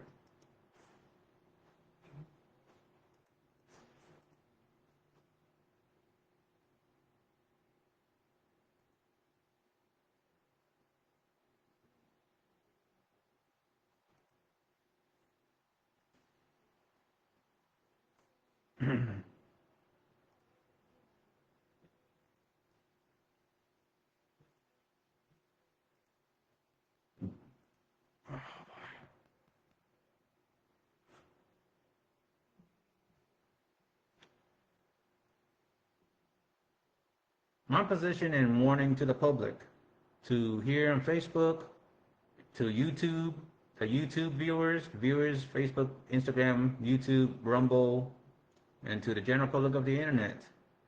I want to say this clearly. This is not about rejecting real artists. There are many legitimate, hardworking artists out there. I want to give strong credit, respect, and special thanks to all the hardworking, hands-on traditional artists out there.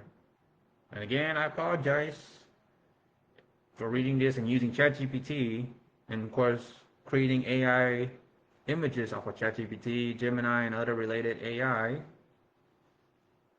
because I don't want to feel like I'm replacing hardworking artists out there. But there is also a growing layer of scammers, impersonators, AI-assisted fraud, dishonest solicitation. And these individuals are targeting writers like myself, small creators, new influencers, anyone trying to grow, or anyone trying to grow. It kind of hurts my heart, and I'm just tired of seeing these scammers, impersonators, AI-assisted frauds, and dishonest solicitation. So what you should do instead to stay safe, verify the artist, check history across multiple platforms, look for a consistent style and timeline, use reverse image search, check if their art exists elsewhere, never rush payment. For number 3, take time to evaluate. 4, use protected payment methods. Avoid sending money blindly. Do not share personal information, especially email, banking, or identity details, addresses, specifically full home address. The bigger picture, what we are seeing is part of a larger shift. The internet used to be more human-driven, slower, easier to trace. Now it is faster, AI-assisted, or heavily AI-promoted and integrated, harder to verify. Even scams have evolved. Now some include fake identities, deepfake-like content, impersonation of creators or celebrities. My purpose moving forward, for me personally, I want to be very clear. I am not here to fall into scams, spread misinformation or fake news, or operate blindly. I am here to build something real, work with legitimate people, share truth, not assumptions, and especially sharing concrete, evident truth. protect myself and others through awareness, which I'm doing right now. Spreading awareness. Final message to everyone who is watching and hearing me out. If you're a creator, writer, artist, or any traditional artist, just someone online, do take your time, stay aware, ask questions, be skeptical, verify everything. Because in today's world, not every artist is an artist. Not every opportunity is real and could be too good to be true. And not everything that looks human is human anymore. At least I'm human enough to say I am using ChatGPT and I am disclosing anything I use that's AI related, disclosing it as AI, citing the source. Again, special thanks and credit to ChatGPT, OpenAI's ChatGPT, and Google's Gemini. Any other related AI, I always credit them as the artist. I don't take credit for myself, and nor am I profiting. I am not making money out of this directly. Perhaps indirectly, if I'm sharing this on YouTube, based on me typing all this on ChatGPT and reading it off of it vocally, but I'm precisely not taking very little credit. I'm taking only very little credit, but the large portion of the credit goes to ChatGPT at the source. So just going to go into deeper, more serious continuation. So just more structured, just again to reiterate with more in depth. Now I want to go even further into this issue because what we the internet users are seeing is not random. It is precisely systematic behavior across multiple platforms of the internet, across social medias. But I've seen this primarily on DeviantArt, DA. This is no longer just a few bad actors or unsolicited claim artists trying to turn your stories into webcomics or comics and trying to go onto Discord or Telegram that originally are saying it from their own DeviantArt website with low engagement, less watchers, not a lot of content, and haven't been active on that DA account for like 5+ years. This is an ecosystem of coordinated scam patterns happening across DeviantArt, Twitter X, Discord servers, Telegram channels, possibly Blue Sky. Well, I don't have a Blue Sky account, but I might think about making one. YouTube and Rumble. Possibly same on YouTube and Rumble.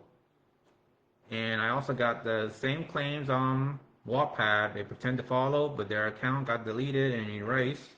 I used to have 11 followers or 12 followers, but then those accounts got deleted, bringing me back down to 10 followers on Wattpad. My Wattpad account, for sure, I can show it, screenshot it, share it on my Facebook, YouTube, and Rumble. 10 followers, despite being on Wattpad since 2013 for about 2 or 3 decades. I still am stuck with 10 followers on my Wattpad on General Sunbeam or Sunbeam 007.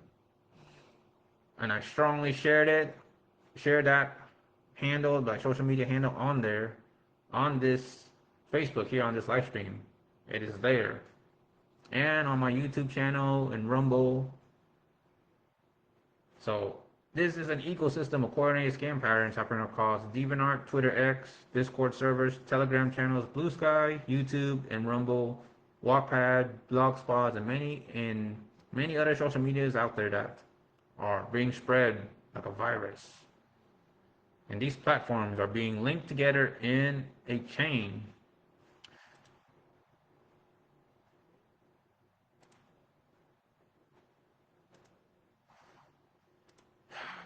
Oh boy.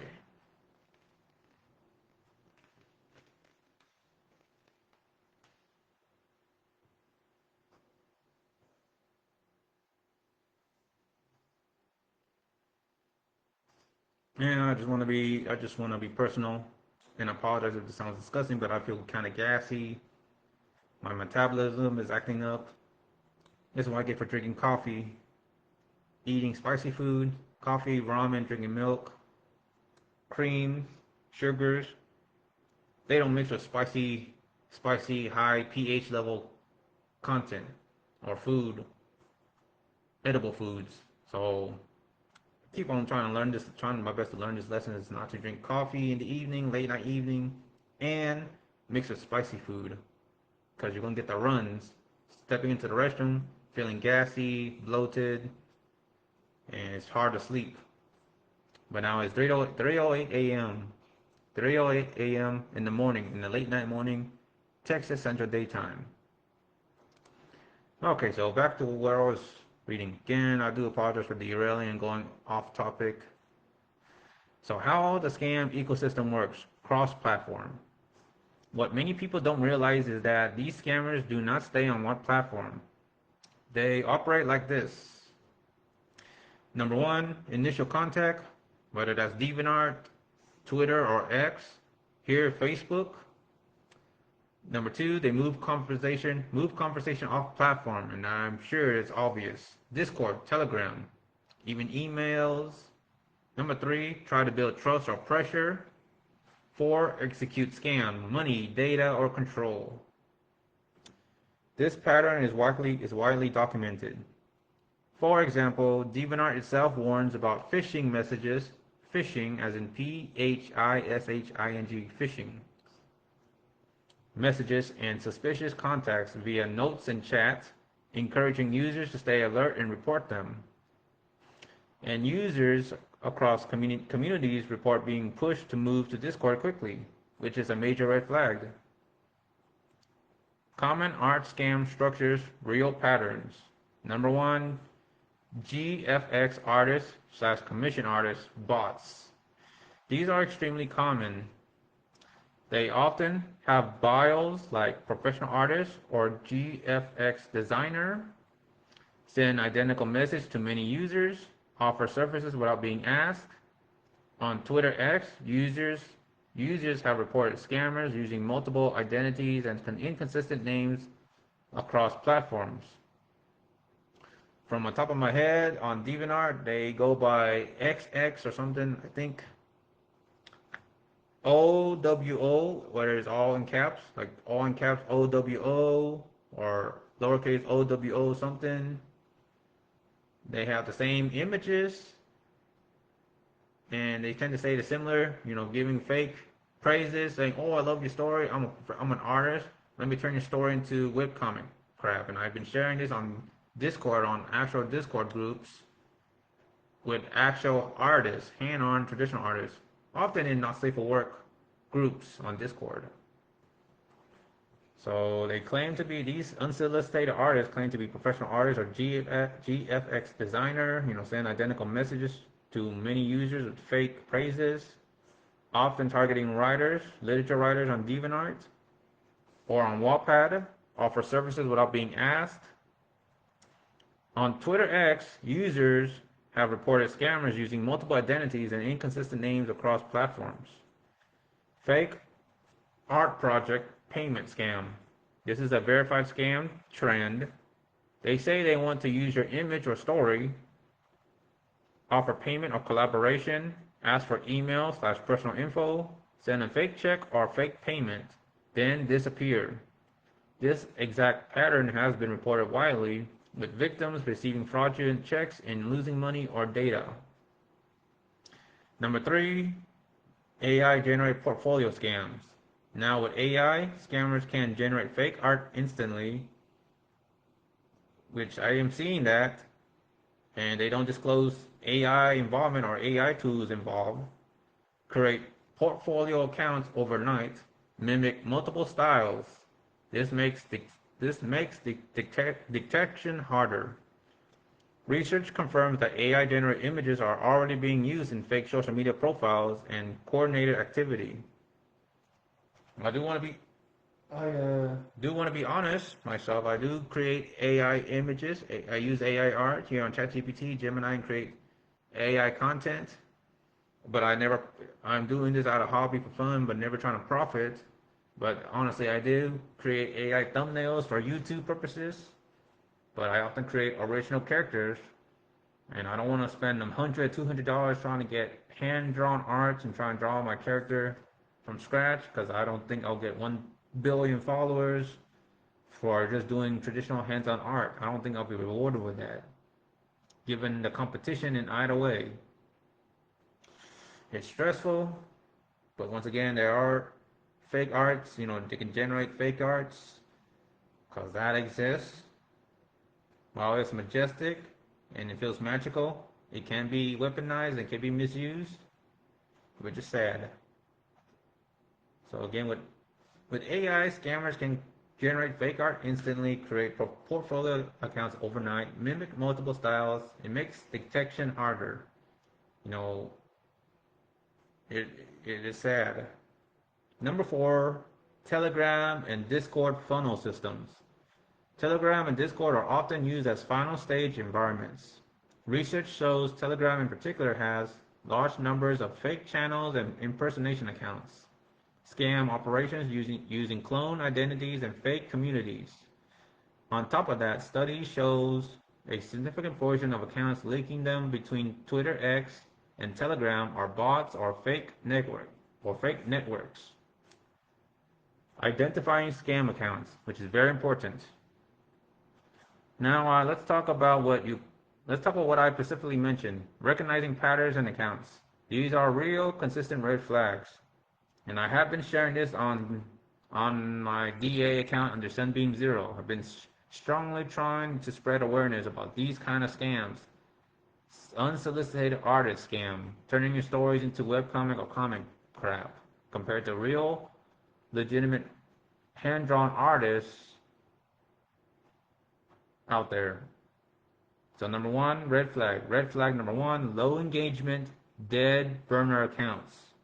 Once again, low engagement, dead burner accounts. Mule accounts, fake accounts that has no profile, some with profiles or profile covers, but they have few followers or watchers, no meaningful comments or bios, and no interaction history, including contents.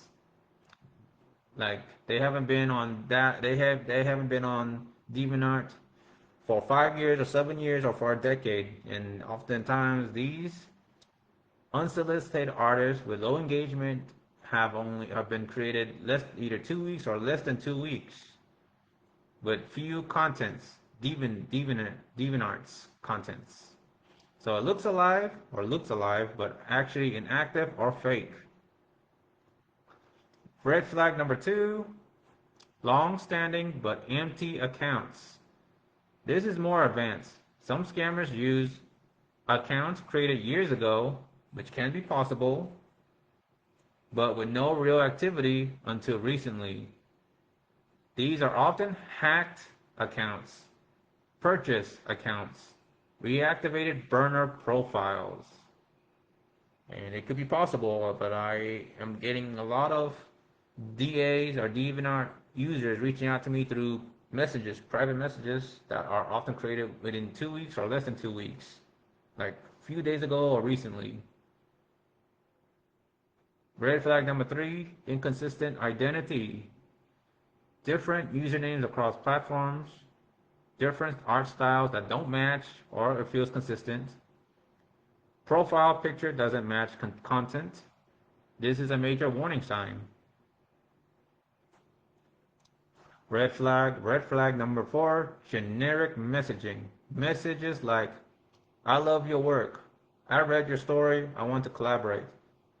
But when you ask details, they cannot explain anything specific. Sorry, let me take a break.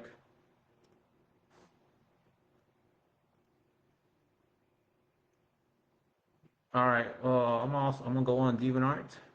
I don't know if I can screen share this, but I doubt I can screen share this. Again, I'm currently at 398 out of 500. Help me reach 500 followers, please. Hit that follow button. Appreciate those hearing me out.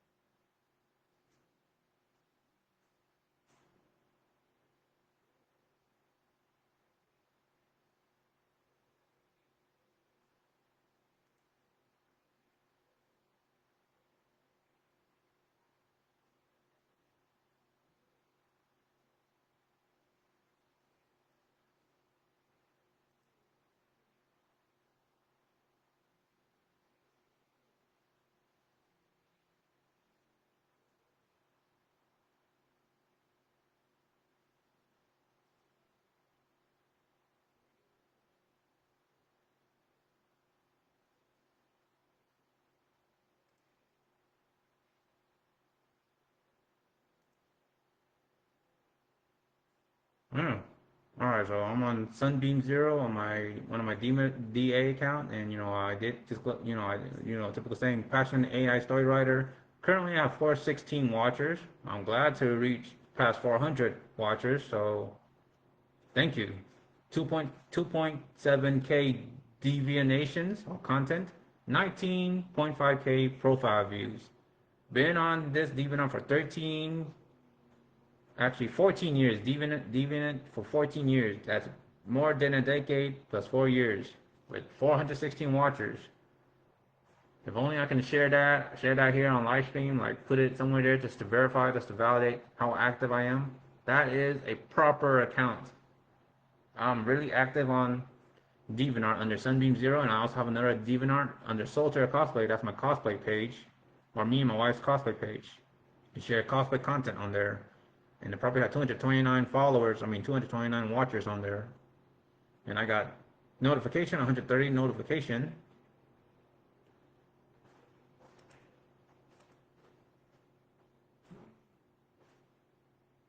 All right, connect with new DeviantArt, the first sellers. Oh my gosh, I'm getting a lot of these sellers. Like, come on. I mean, yeah. All right, so bunch of majority of these content, a lot of these users have just no profile, no profile, and I've been getting a lot of you know likes, follows, and yeah, I don't get. I'm surprised to have reached over 130 notification here. Ooh, gained 12 watchers, nice.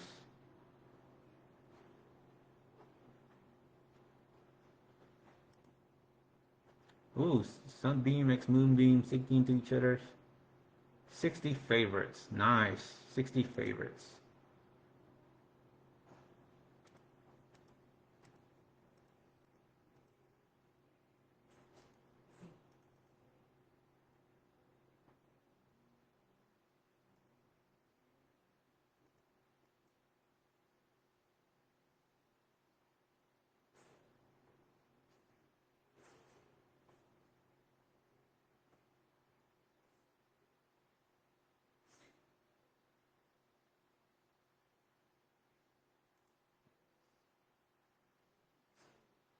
So, so I'm gonna quote one of these comments that appears to have low engagement or been created 2 weeks or less. So here's one of them, based on one of my literature stories here on Sunbeam Zero's my DeviantArt under Sunbeam Zero. I just finished reading your story, and I honestly think what impressed me most was how fearless and expressive your writing is. You fully committed to the tone and didn't hold back, which makes it feel very intense and alive from the first scene. The way you described the connection between the characters and the earth created such a strong atmosphere. I could almost feel the heat of the sun and the texture of the mud, and that bold opening was definitely the most intense part for me because it set the mood so clearly and unapologetically. I also found the shift into the live stream style segment really interesting since it added personality and rebellious modern edge to the characters. Like what? Shift into the live stream style segment. Oh, okay. Really interesting since it added personality and rebellious modern edge to the characters, especially with the strong message about supporting real artists, which felt passionate and meaningful. Overall, your voice feels confident and distinctive, and that is something not every writer has. While reading, a few ideas and questions came to my mind about the symbolism behind their relationship with nature and the deeper meaning of their message. So if you are comfortable, I would really love to talk with you about it and share my thoughts. And of course, this DeviantArt user goes by Lillian Creations. 4 Deviant Nations, 1 watcher, and has a few content on there. So 4 content. Again, this is what I'm talking about. These users don't have a long-standing engagement, and one of them go by Nami Talks. which has one deviation content, 6 watchers. Nami Talks 101, which got deleted. So it comment says, so the comment on my another literature that I've written, your creation of the planet was amazing. I appreciated your non-coercive presentation of the conflict. Do you usually prepare your chapters ahead of time, or do you let them develop organically? I didn't respond to that. Chipmunk Raccoon Oz. Chipmunk Raccoon Oz has 11.8K divination, 6.1 watchers, and is a pro. It's commented on my profile. Thanks for the whatever reason may be. Okay. Falchion 1948 commented on my profile. Thanks for the cake badge. Again, Chipmunk Raccoon Oz commented. Thanks for the stars. DJ Cinder 007. So lovely and romantic. And then Zao Mata has 0 divination but 229 watchers. Zao Mata, good to see you again. Have you closed requests forever, or are you ready to take them again? I responded no. To respond to your comments, I usually focus on my own original characters. Spacey Fan 59, thanks for the cake. Again, Spacey Fan 59, thanks for the llama. Falchion 1984, thanks for the cake. Have a llama. Brian Fawcett, Hot Rituals. WC Wookie, congrats. WC Wookie has 122 divination contents, has 145 watchers. Roglius the Cat, congratulations on 380 watchers. Def Tribble, have some more snowball, as the Yeti told me to do it. Really. Def Tribble. They don't have a snowball here. Soon fix that. And Death Tribble again, and the trumpet sounded as the ace seal broke, and thus Death Tribble awoke and then threw Snowball out of bewildered at Sunbeam 0. That is my story, I'm sticking to it. Falchion 1984, thanks for the cake. Falchion 1984, another cake. Upgrade, thanks much. Thanks for the latest badge from Falchion 1984. Falchion 1984, thanks for the badge. And Halator, thank you.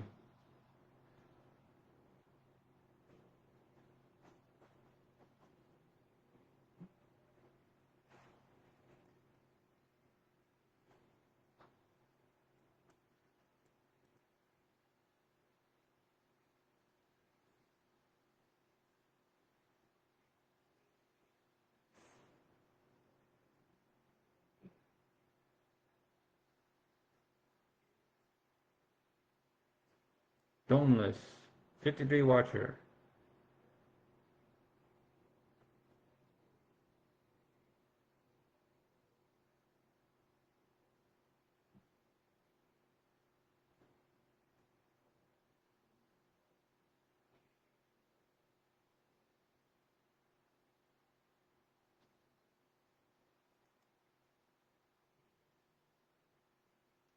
So I'm just looking at a user on DeviantArt that goes by Domless. Domless has 53 watchers, no divinations content, 8.2K profile views.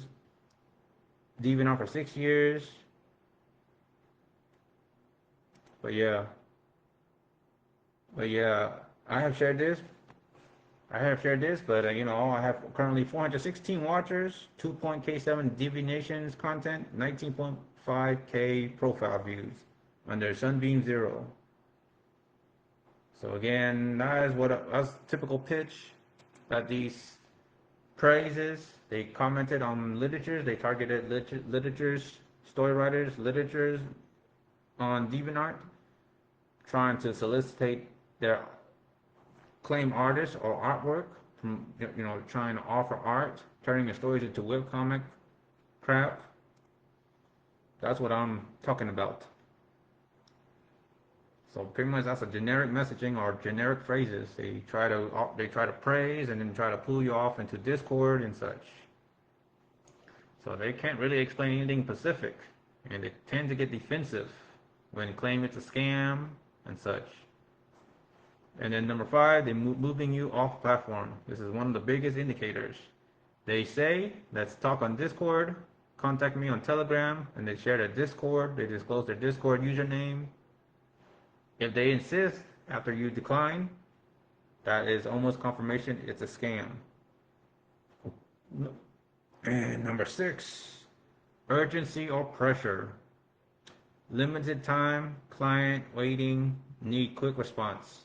Designed to bypass your thinking. So YouTube, Rumble, influencer side. This is where it becomes even more dangerous. Some scammers now pose as influencers, use AI voiceovers, create fake authority content. They build trust through content, then redirect to scams. This overlaps with AI generated misinformation, deepfake like content systems, manipulated or social engineered media ecosystems.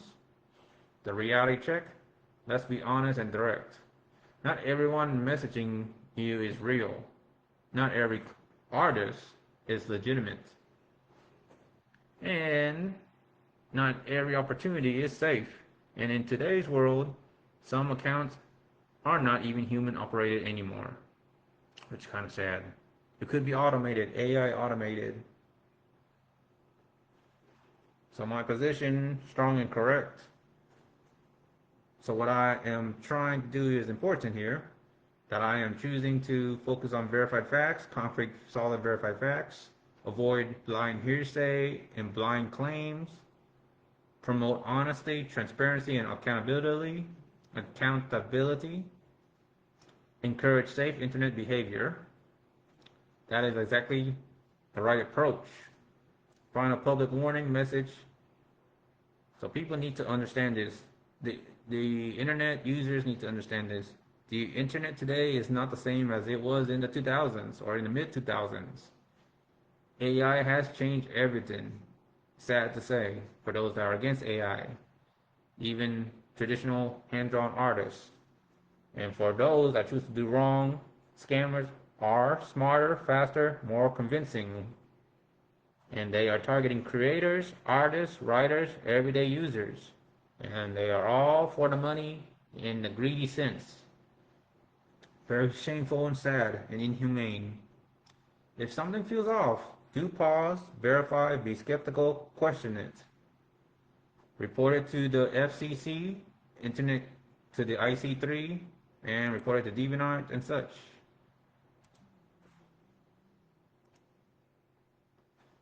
Closing thought. I am not wrong for being cautious or skeptical. In fact, in today's internet, being cautious is being smart.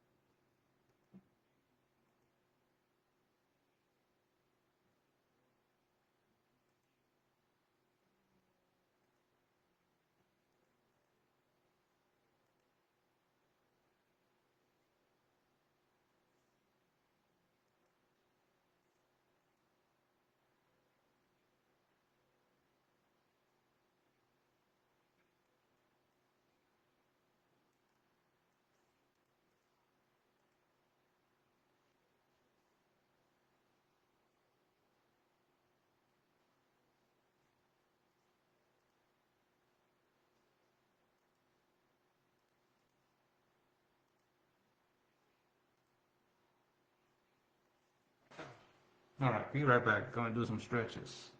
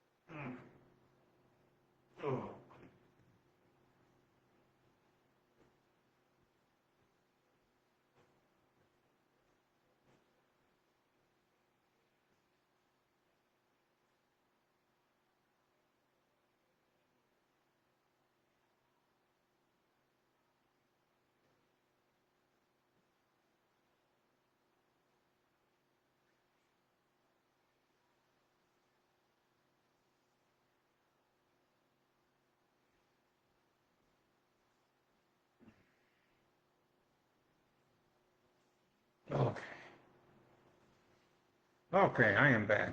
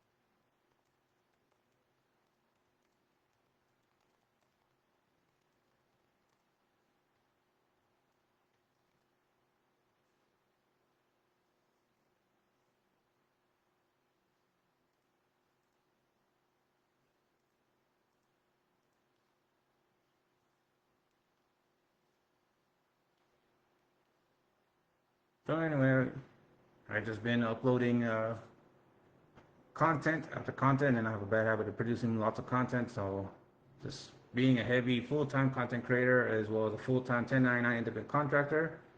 It is late March. Soon will be the end of the month. April will be coming. April Fool's, Easter, and I'm still awake, wide awake. I'm starting to feel the heat of being tired and exhausted. And let's see.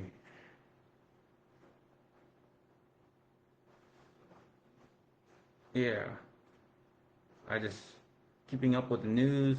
Just a lot of bad things going on. A lot of wars and politics.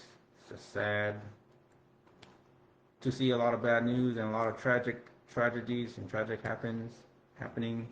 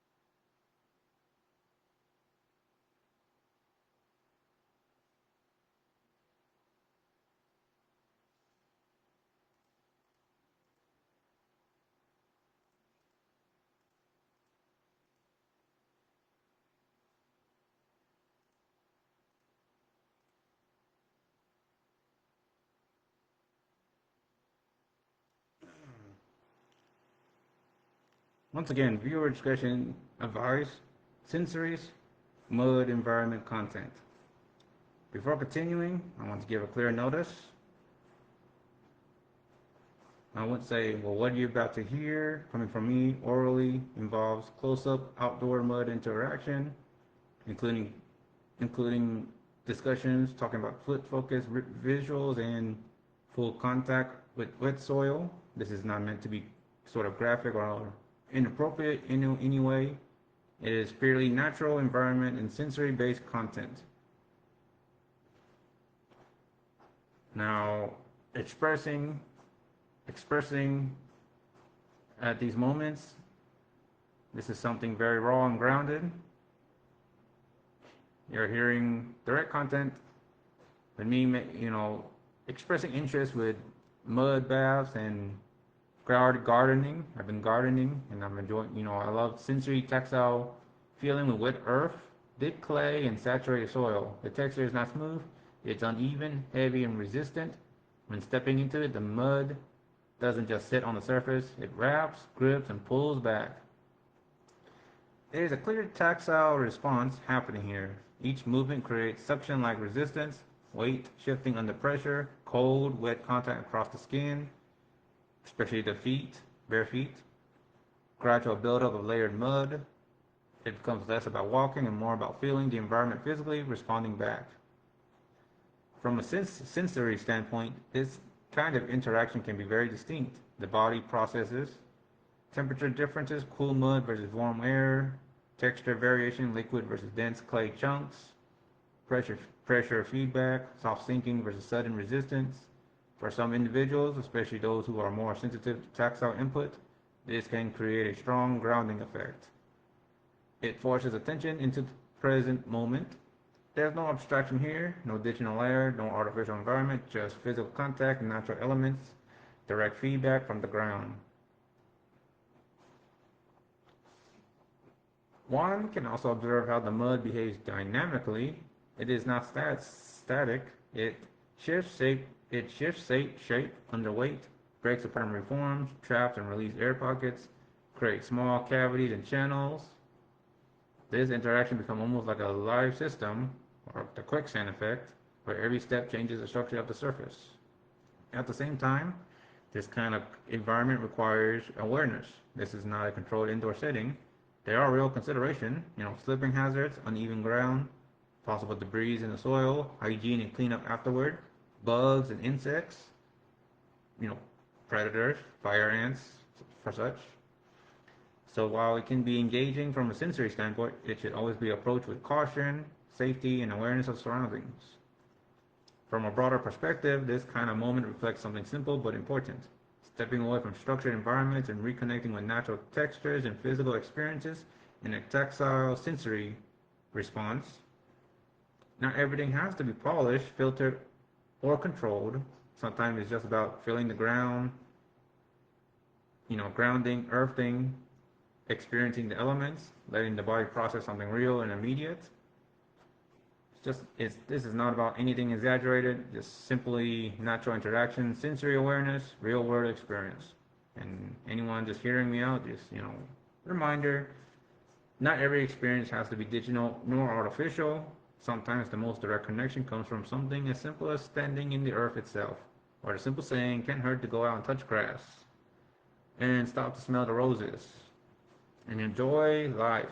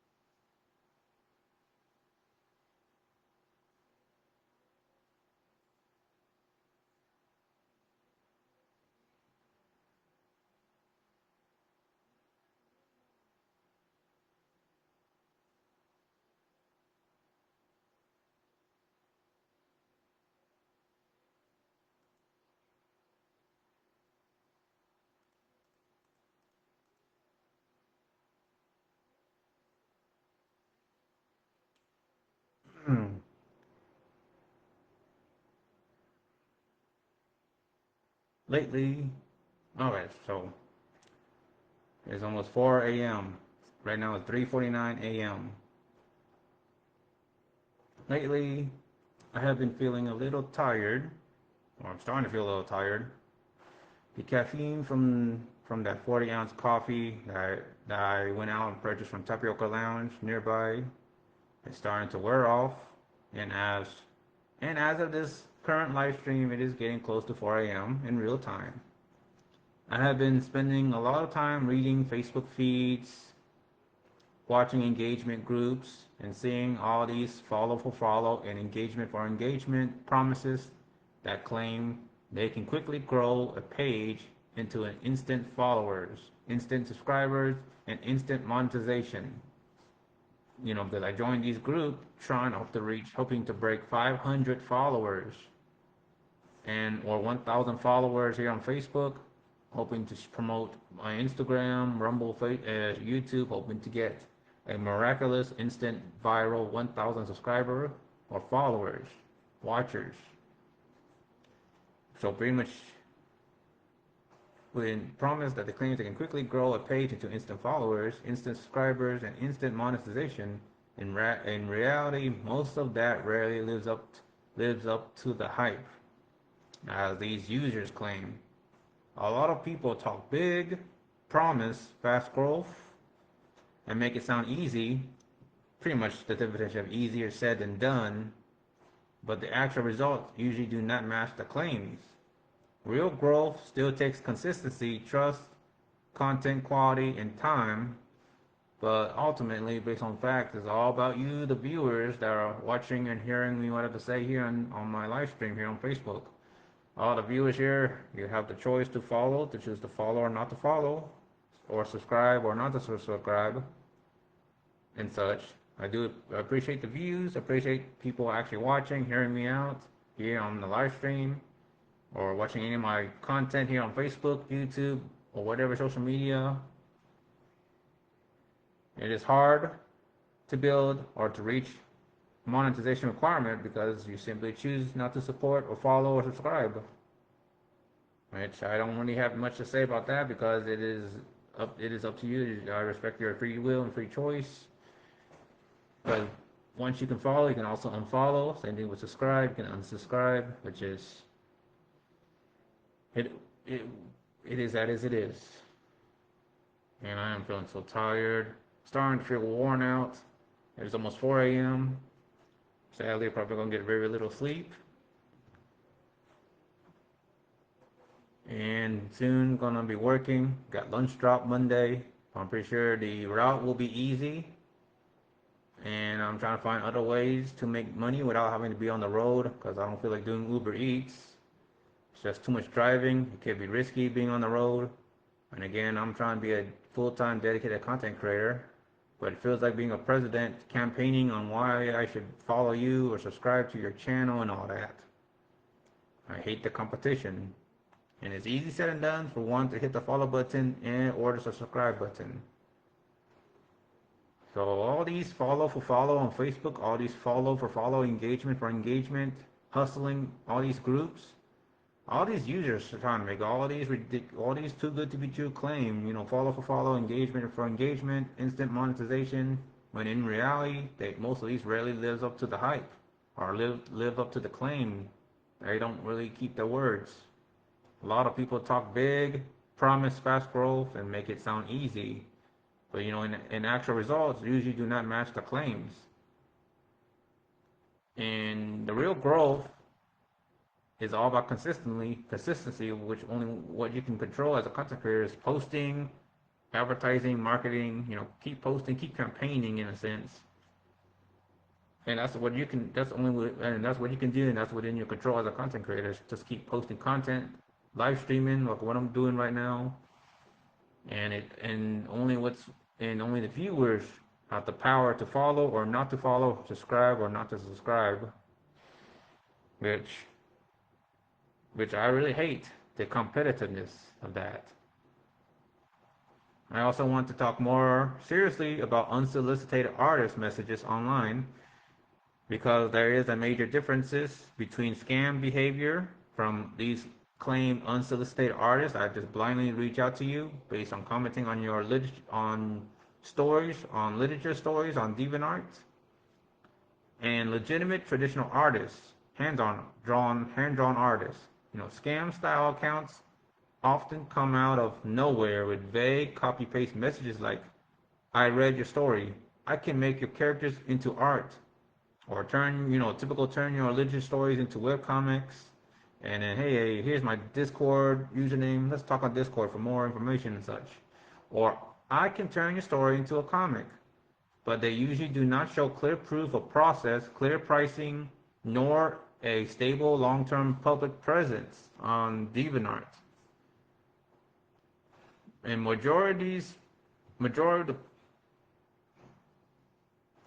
the profile, that their DeviantArt profile appears dead. They don't have a profile or cover, and they don't have large watchers or heavy page view presence. Their account created were like 2 weeks or recently made, while actual artists have over 5 years or decades of activity and large content posted on their DeviantArt profile. So they don't show, these claim unsolicited artists don't show clear proof of process, clear pricing, or some art menus, or a stable long-term public presence.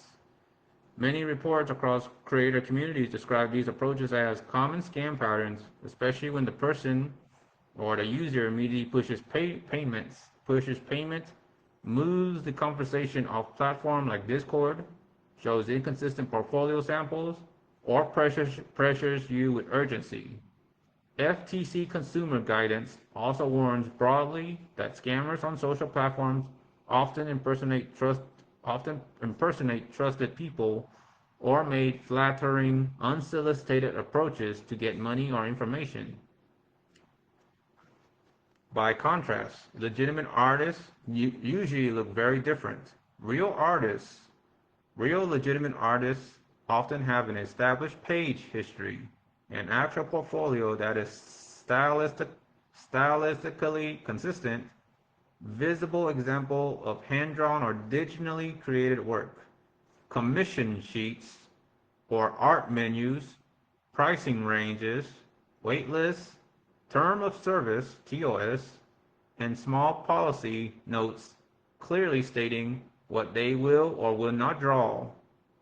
In active Discord art groups, you can often see them regularly posting sketches. Like, I'm in these not safe for work art groups that are drawing fetish related adult arts that are, not suitable for those under the age of 18. These are adult fetish artists, and they do share their artwork on the group, on Discord, or on the DeviantArt groups, on fetish related groups. That's it. As you can tell, they are legitimate artists. They are humane, they communicated, and that's what I'm looking at. An actual portfolio that is stylistically consistent, like visible examples of hand-drawn or digitally created work, commission sheets or art menus, pricing ranges, wait lists, terms of service, and small policy notes clearly stating what they will or will not draw.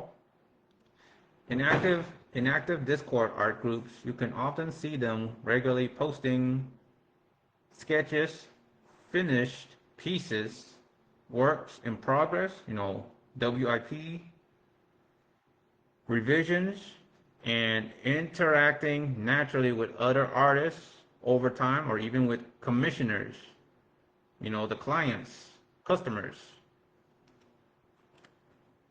That has been clear, like it's obvious. Those are real, legitimate artists, or actual patterns of real, legitimate artists. They are transparent. If they care about making money, trying to sell their art service, that's what legitimate artists are. That kind of long-term activity matters. An account that has been active for 5 or more years has thousands of deviations or uploads, real page views around 10Ks, 20Ks, 8Ks, and not less than that.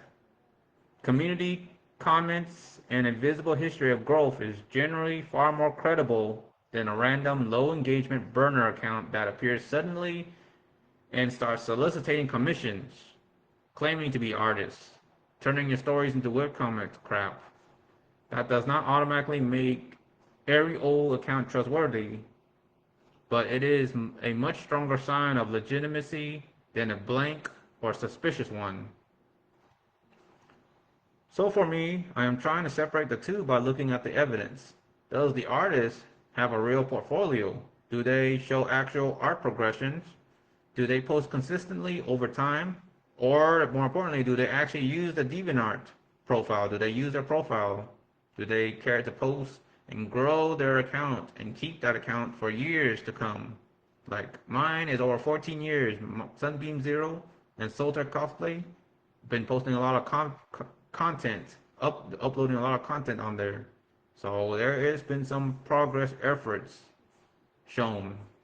Cannot stress that enough compared to all these scammers, arts claim scammers, unsolicited artists, potentially scamming literature writers. So do they show actual art progressions? Do they post consistently over time? Do they use their profile accounts? Do they have their own commission menu in micro policies? I don't see it. I don't see it. It's not transparent. It's not actively shown. There's no clear TOS or anything. Are they active in art communities instead of only appearing in private messages, asking for money, and moving off platform like that? Those are the kinds of details that make a difference. I respect real artists, real legitimate artists who built their name honestly and put their hard work, their hand-drawn work out there piece by piece.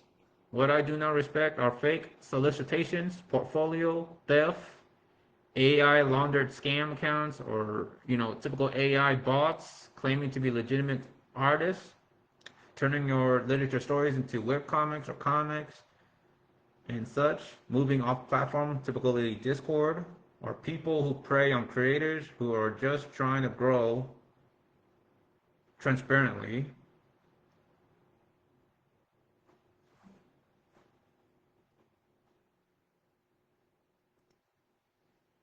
And I want to make that loud and clear and to really get that message out there. Once again, my DeviantArt profiles are legitimate, and I did disclose them at least for Sunbeam Zero. I have multiple AI generated content, and I am not profiting, and I have formally disclosed them as AI generated content or images. And I did cite the source from here, which is created from OpenAI's ChatGPT on the image generation and that's the source. And I've been honest about it, disclosing as AI, sharing it, updating my profile, communicating multiple times, being very transparent about it. You have to give me credit for that. Compared to those that misuse AI and choose to falsify it as hand-drawn artists. Sorry, I'm just watching television, just looking back. But yeah, that I can clearly see the difference between traditional hand-drawn artists, legitimate artists, and those claiming to be artists on DeviantArt, and even from Discord, from some of those adult groups.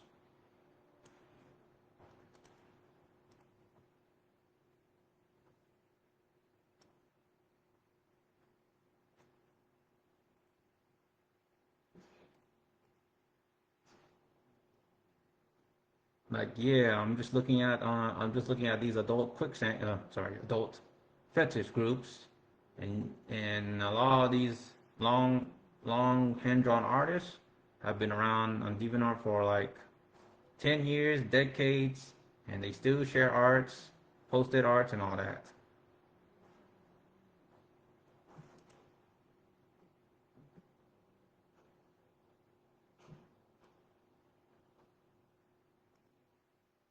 Oh yeah.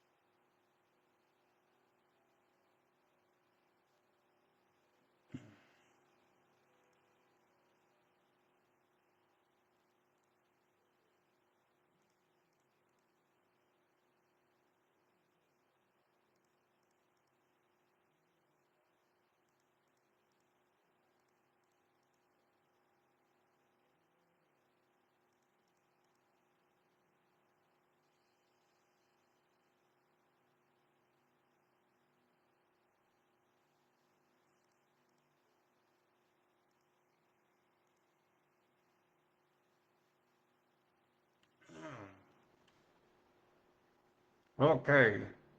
It is 4:08 a.m. Again, Monday, March 23rd, 2026.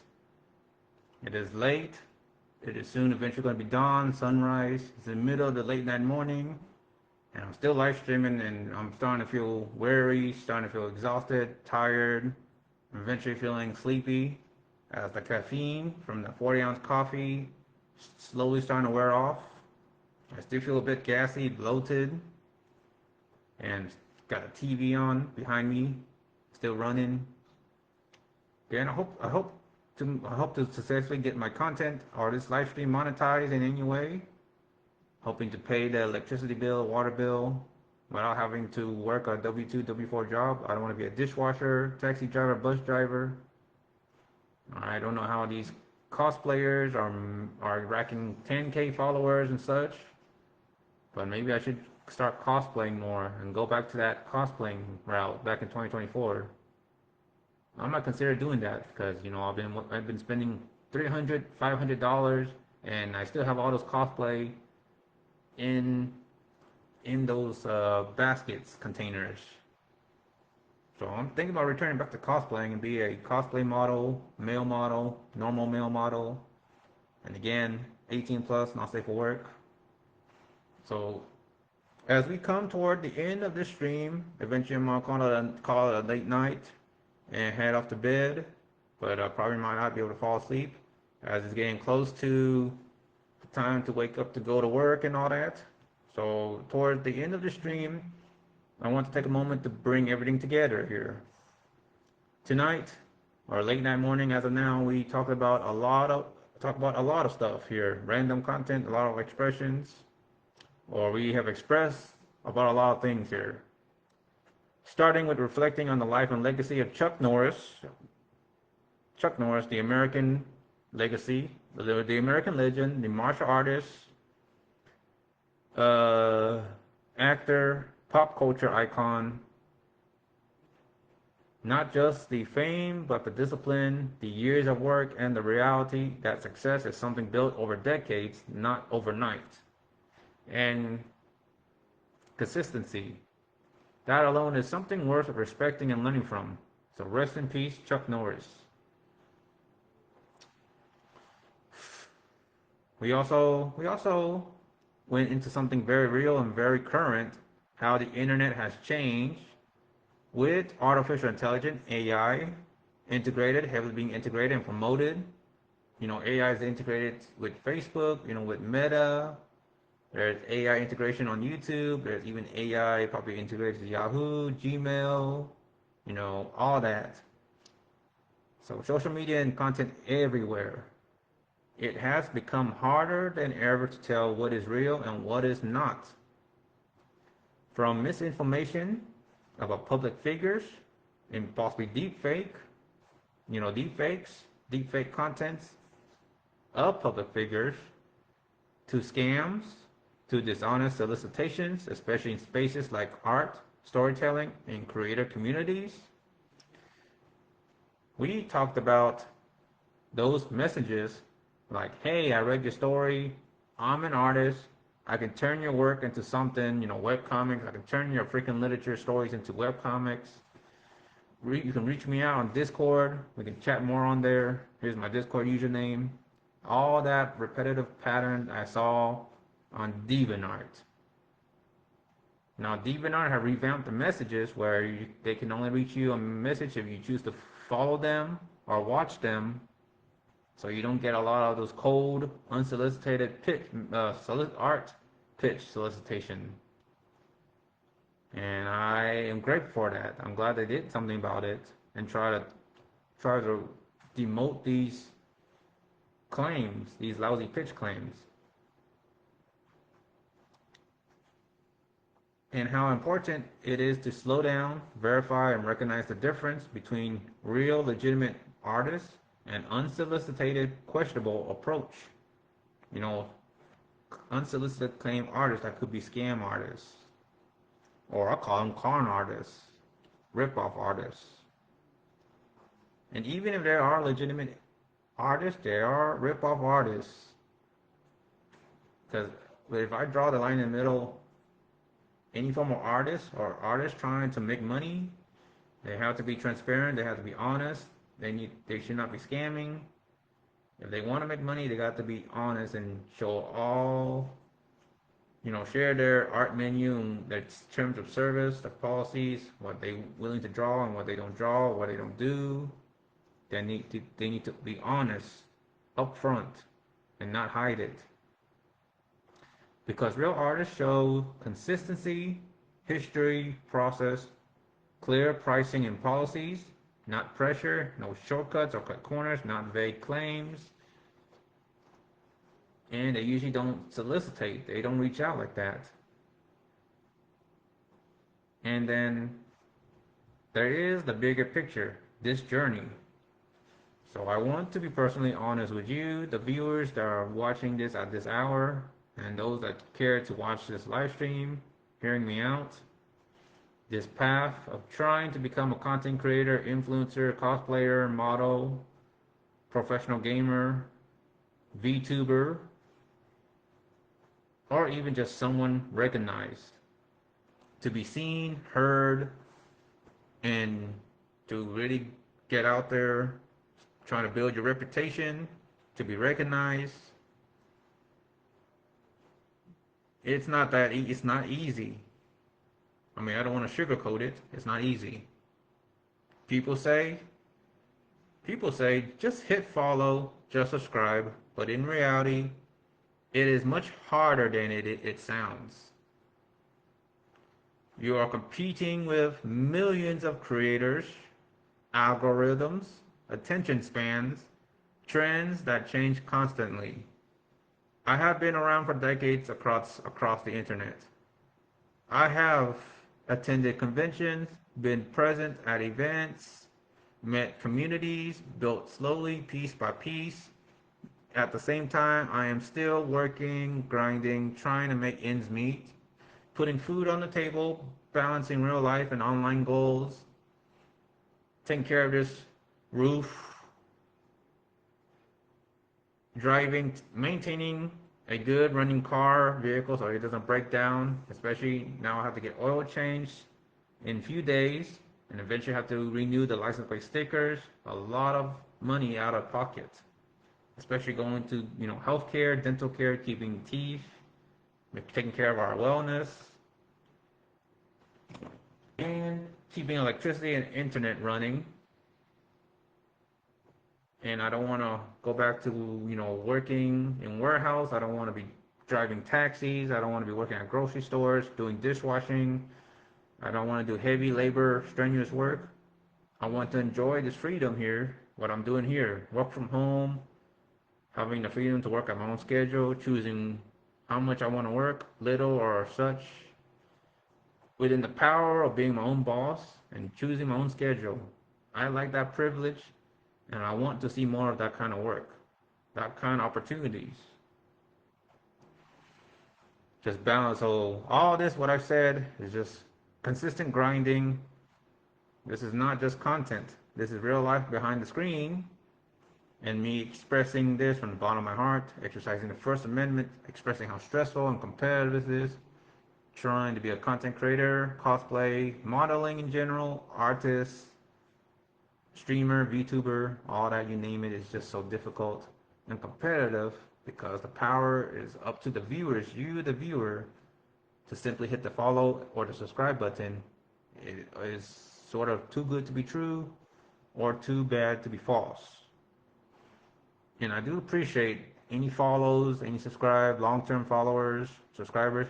Thank you. Greatly appreciate that. Having me stay up late at night, 4:17 a.m. just to speak from the bottom of my heart, having to express all this is tough work. And yet I don't feel rewarded at all. And it's just sad. I don't know what every other content creator that are me as a male, based on gender, what they have that I don't have. I mean, I don't like talking all politics and competitive. But, I am who I am, and I'm just being who I am. I don't want to change. I don't want to be someone when I'm not. I'm truly am being me, myself, naturally and authentically. And that alone to deserve some 100+ followers or subscribers. Just for just being me naturally. And despite all of that, I am still here, still showing up, still speaking my mind, exercising the First Amendment, still expressing, trying hard to still building this, hoping to reach there, hoping to get a good amount of follower, hoping to go viral in good cause and good faith, because I believe that consistency matters. So to anyone watching at this hour, or if you choose to watch or you care to watch, if you made it this far, I appreciate your time and thank you for the views. If you choose to follow or subscribe, I genuinely thank you for that. But I also understand that choice is yours, that attention is earned, nothing is guaranteed.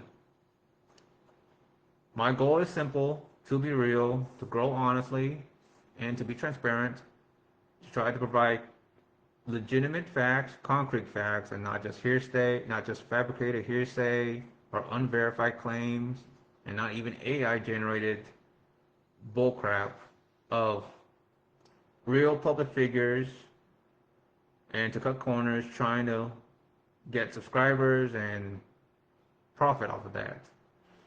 Just trying to build something that lasts over time, not overnight success, but long-term presence, and trying to get my reputation spread far and wide. So this is where I close tonight. From reflecting on legends like Chuck Norris, Bruce Lee, to Bruce Siu Lung, the villain that plays the Beast from Stephen Chow's Kung Fu Hustle that passed away around January, I think, and to all the public figures, presidents, or powerful government leaders and celebrity figures that passed away years before back then, my condolences and rest in peace. And to all the first responders, to military personnel, to those laying their life on the line, rest in peace. My condolences to the families, and thank you for your service, for protecting the country. Just want to recognize them as well. And truly shame on criminals and those choosing to do wrong, to commit evil acts, barbaric acts, to scam, to spam, to troll and hate, to become predators preying on the weak, and all these predators, sexual predators. Shame on you. I strongly encourage, second thought, to think twice before throwing yourself in prison and getting in trouble with the law. As the saying goes, if you see something or hear something, say something, speak out, prevent the crime from happening, and know right from wrong, and understand that whatever you do, there's consequences, and you will not make it that far if you choose to do wrong or commit any of the 7 deadly sins. So, to navigating the realities of the modern internet, especially with, again, AI, artificial intelligence, heavily being integrated, to continue my own journey forward, this is just another step in the process. Thank you for being here, and I'll see you in the next one, in the next live stream. My name is General Sunbeam. Once again, do hit that follow button. And if you like my content, if you enjoy hearing me out from start to finish, if you find any of my content live streams appealing, hit that follow button. I'm hoping to reach 500 followers, 1,000 followers, and get a lot of views. And again, follow me, subscribe to my YouTube channel, General Sunbeam. Rumble, follow me on Rumble, rumble.com/General Sunbeam. I appreciate the follows. I got all the social media handles, the links on there. And follow me on Instagram, General Sunbeam, one word. Sunbeam0, DeviantArt, Solitaire Cosplay, Facebook and DeviantArt. General Sunbeam or Sunbeam007 on Wattpad.com. Hoping to break 50 followers on Wattpad. I think I have General Sunbeam also on Bloggers or Blogspot. And that's the memo. Peace. Boy, I'm so tired. Oh my gosh, it's almost 4:30 a.m. I'm definitely gonna have a bad, piss poor sleep. And that's on me because I drink coffee and screw up my own sleep pattern. So again, hit the 500. I'm hoping to hit that 500 just follower goal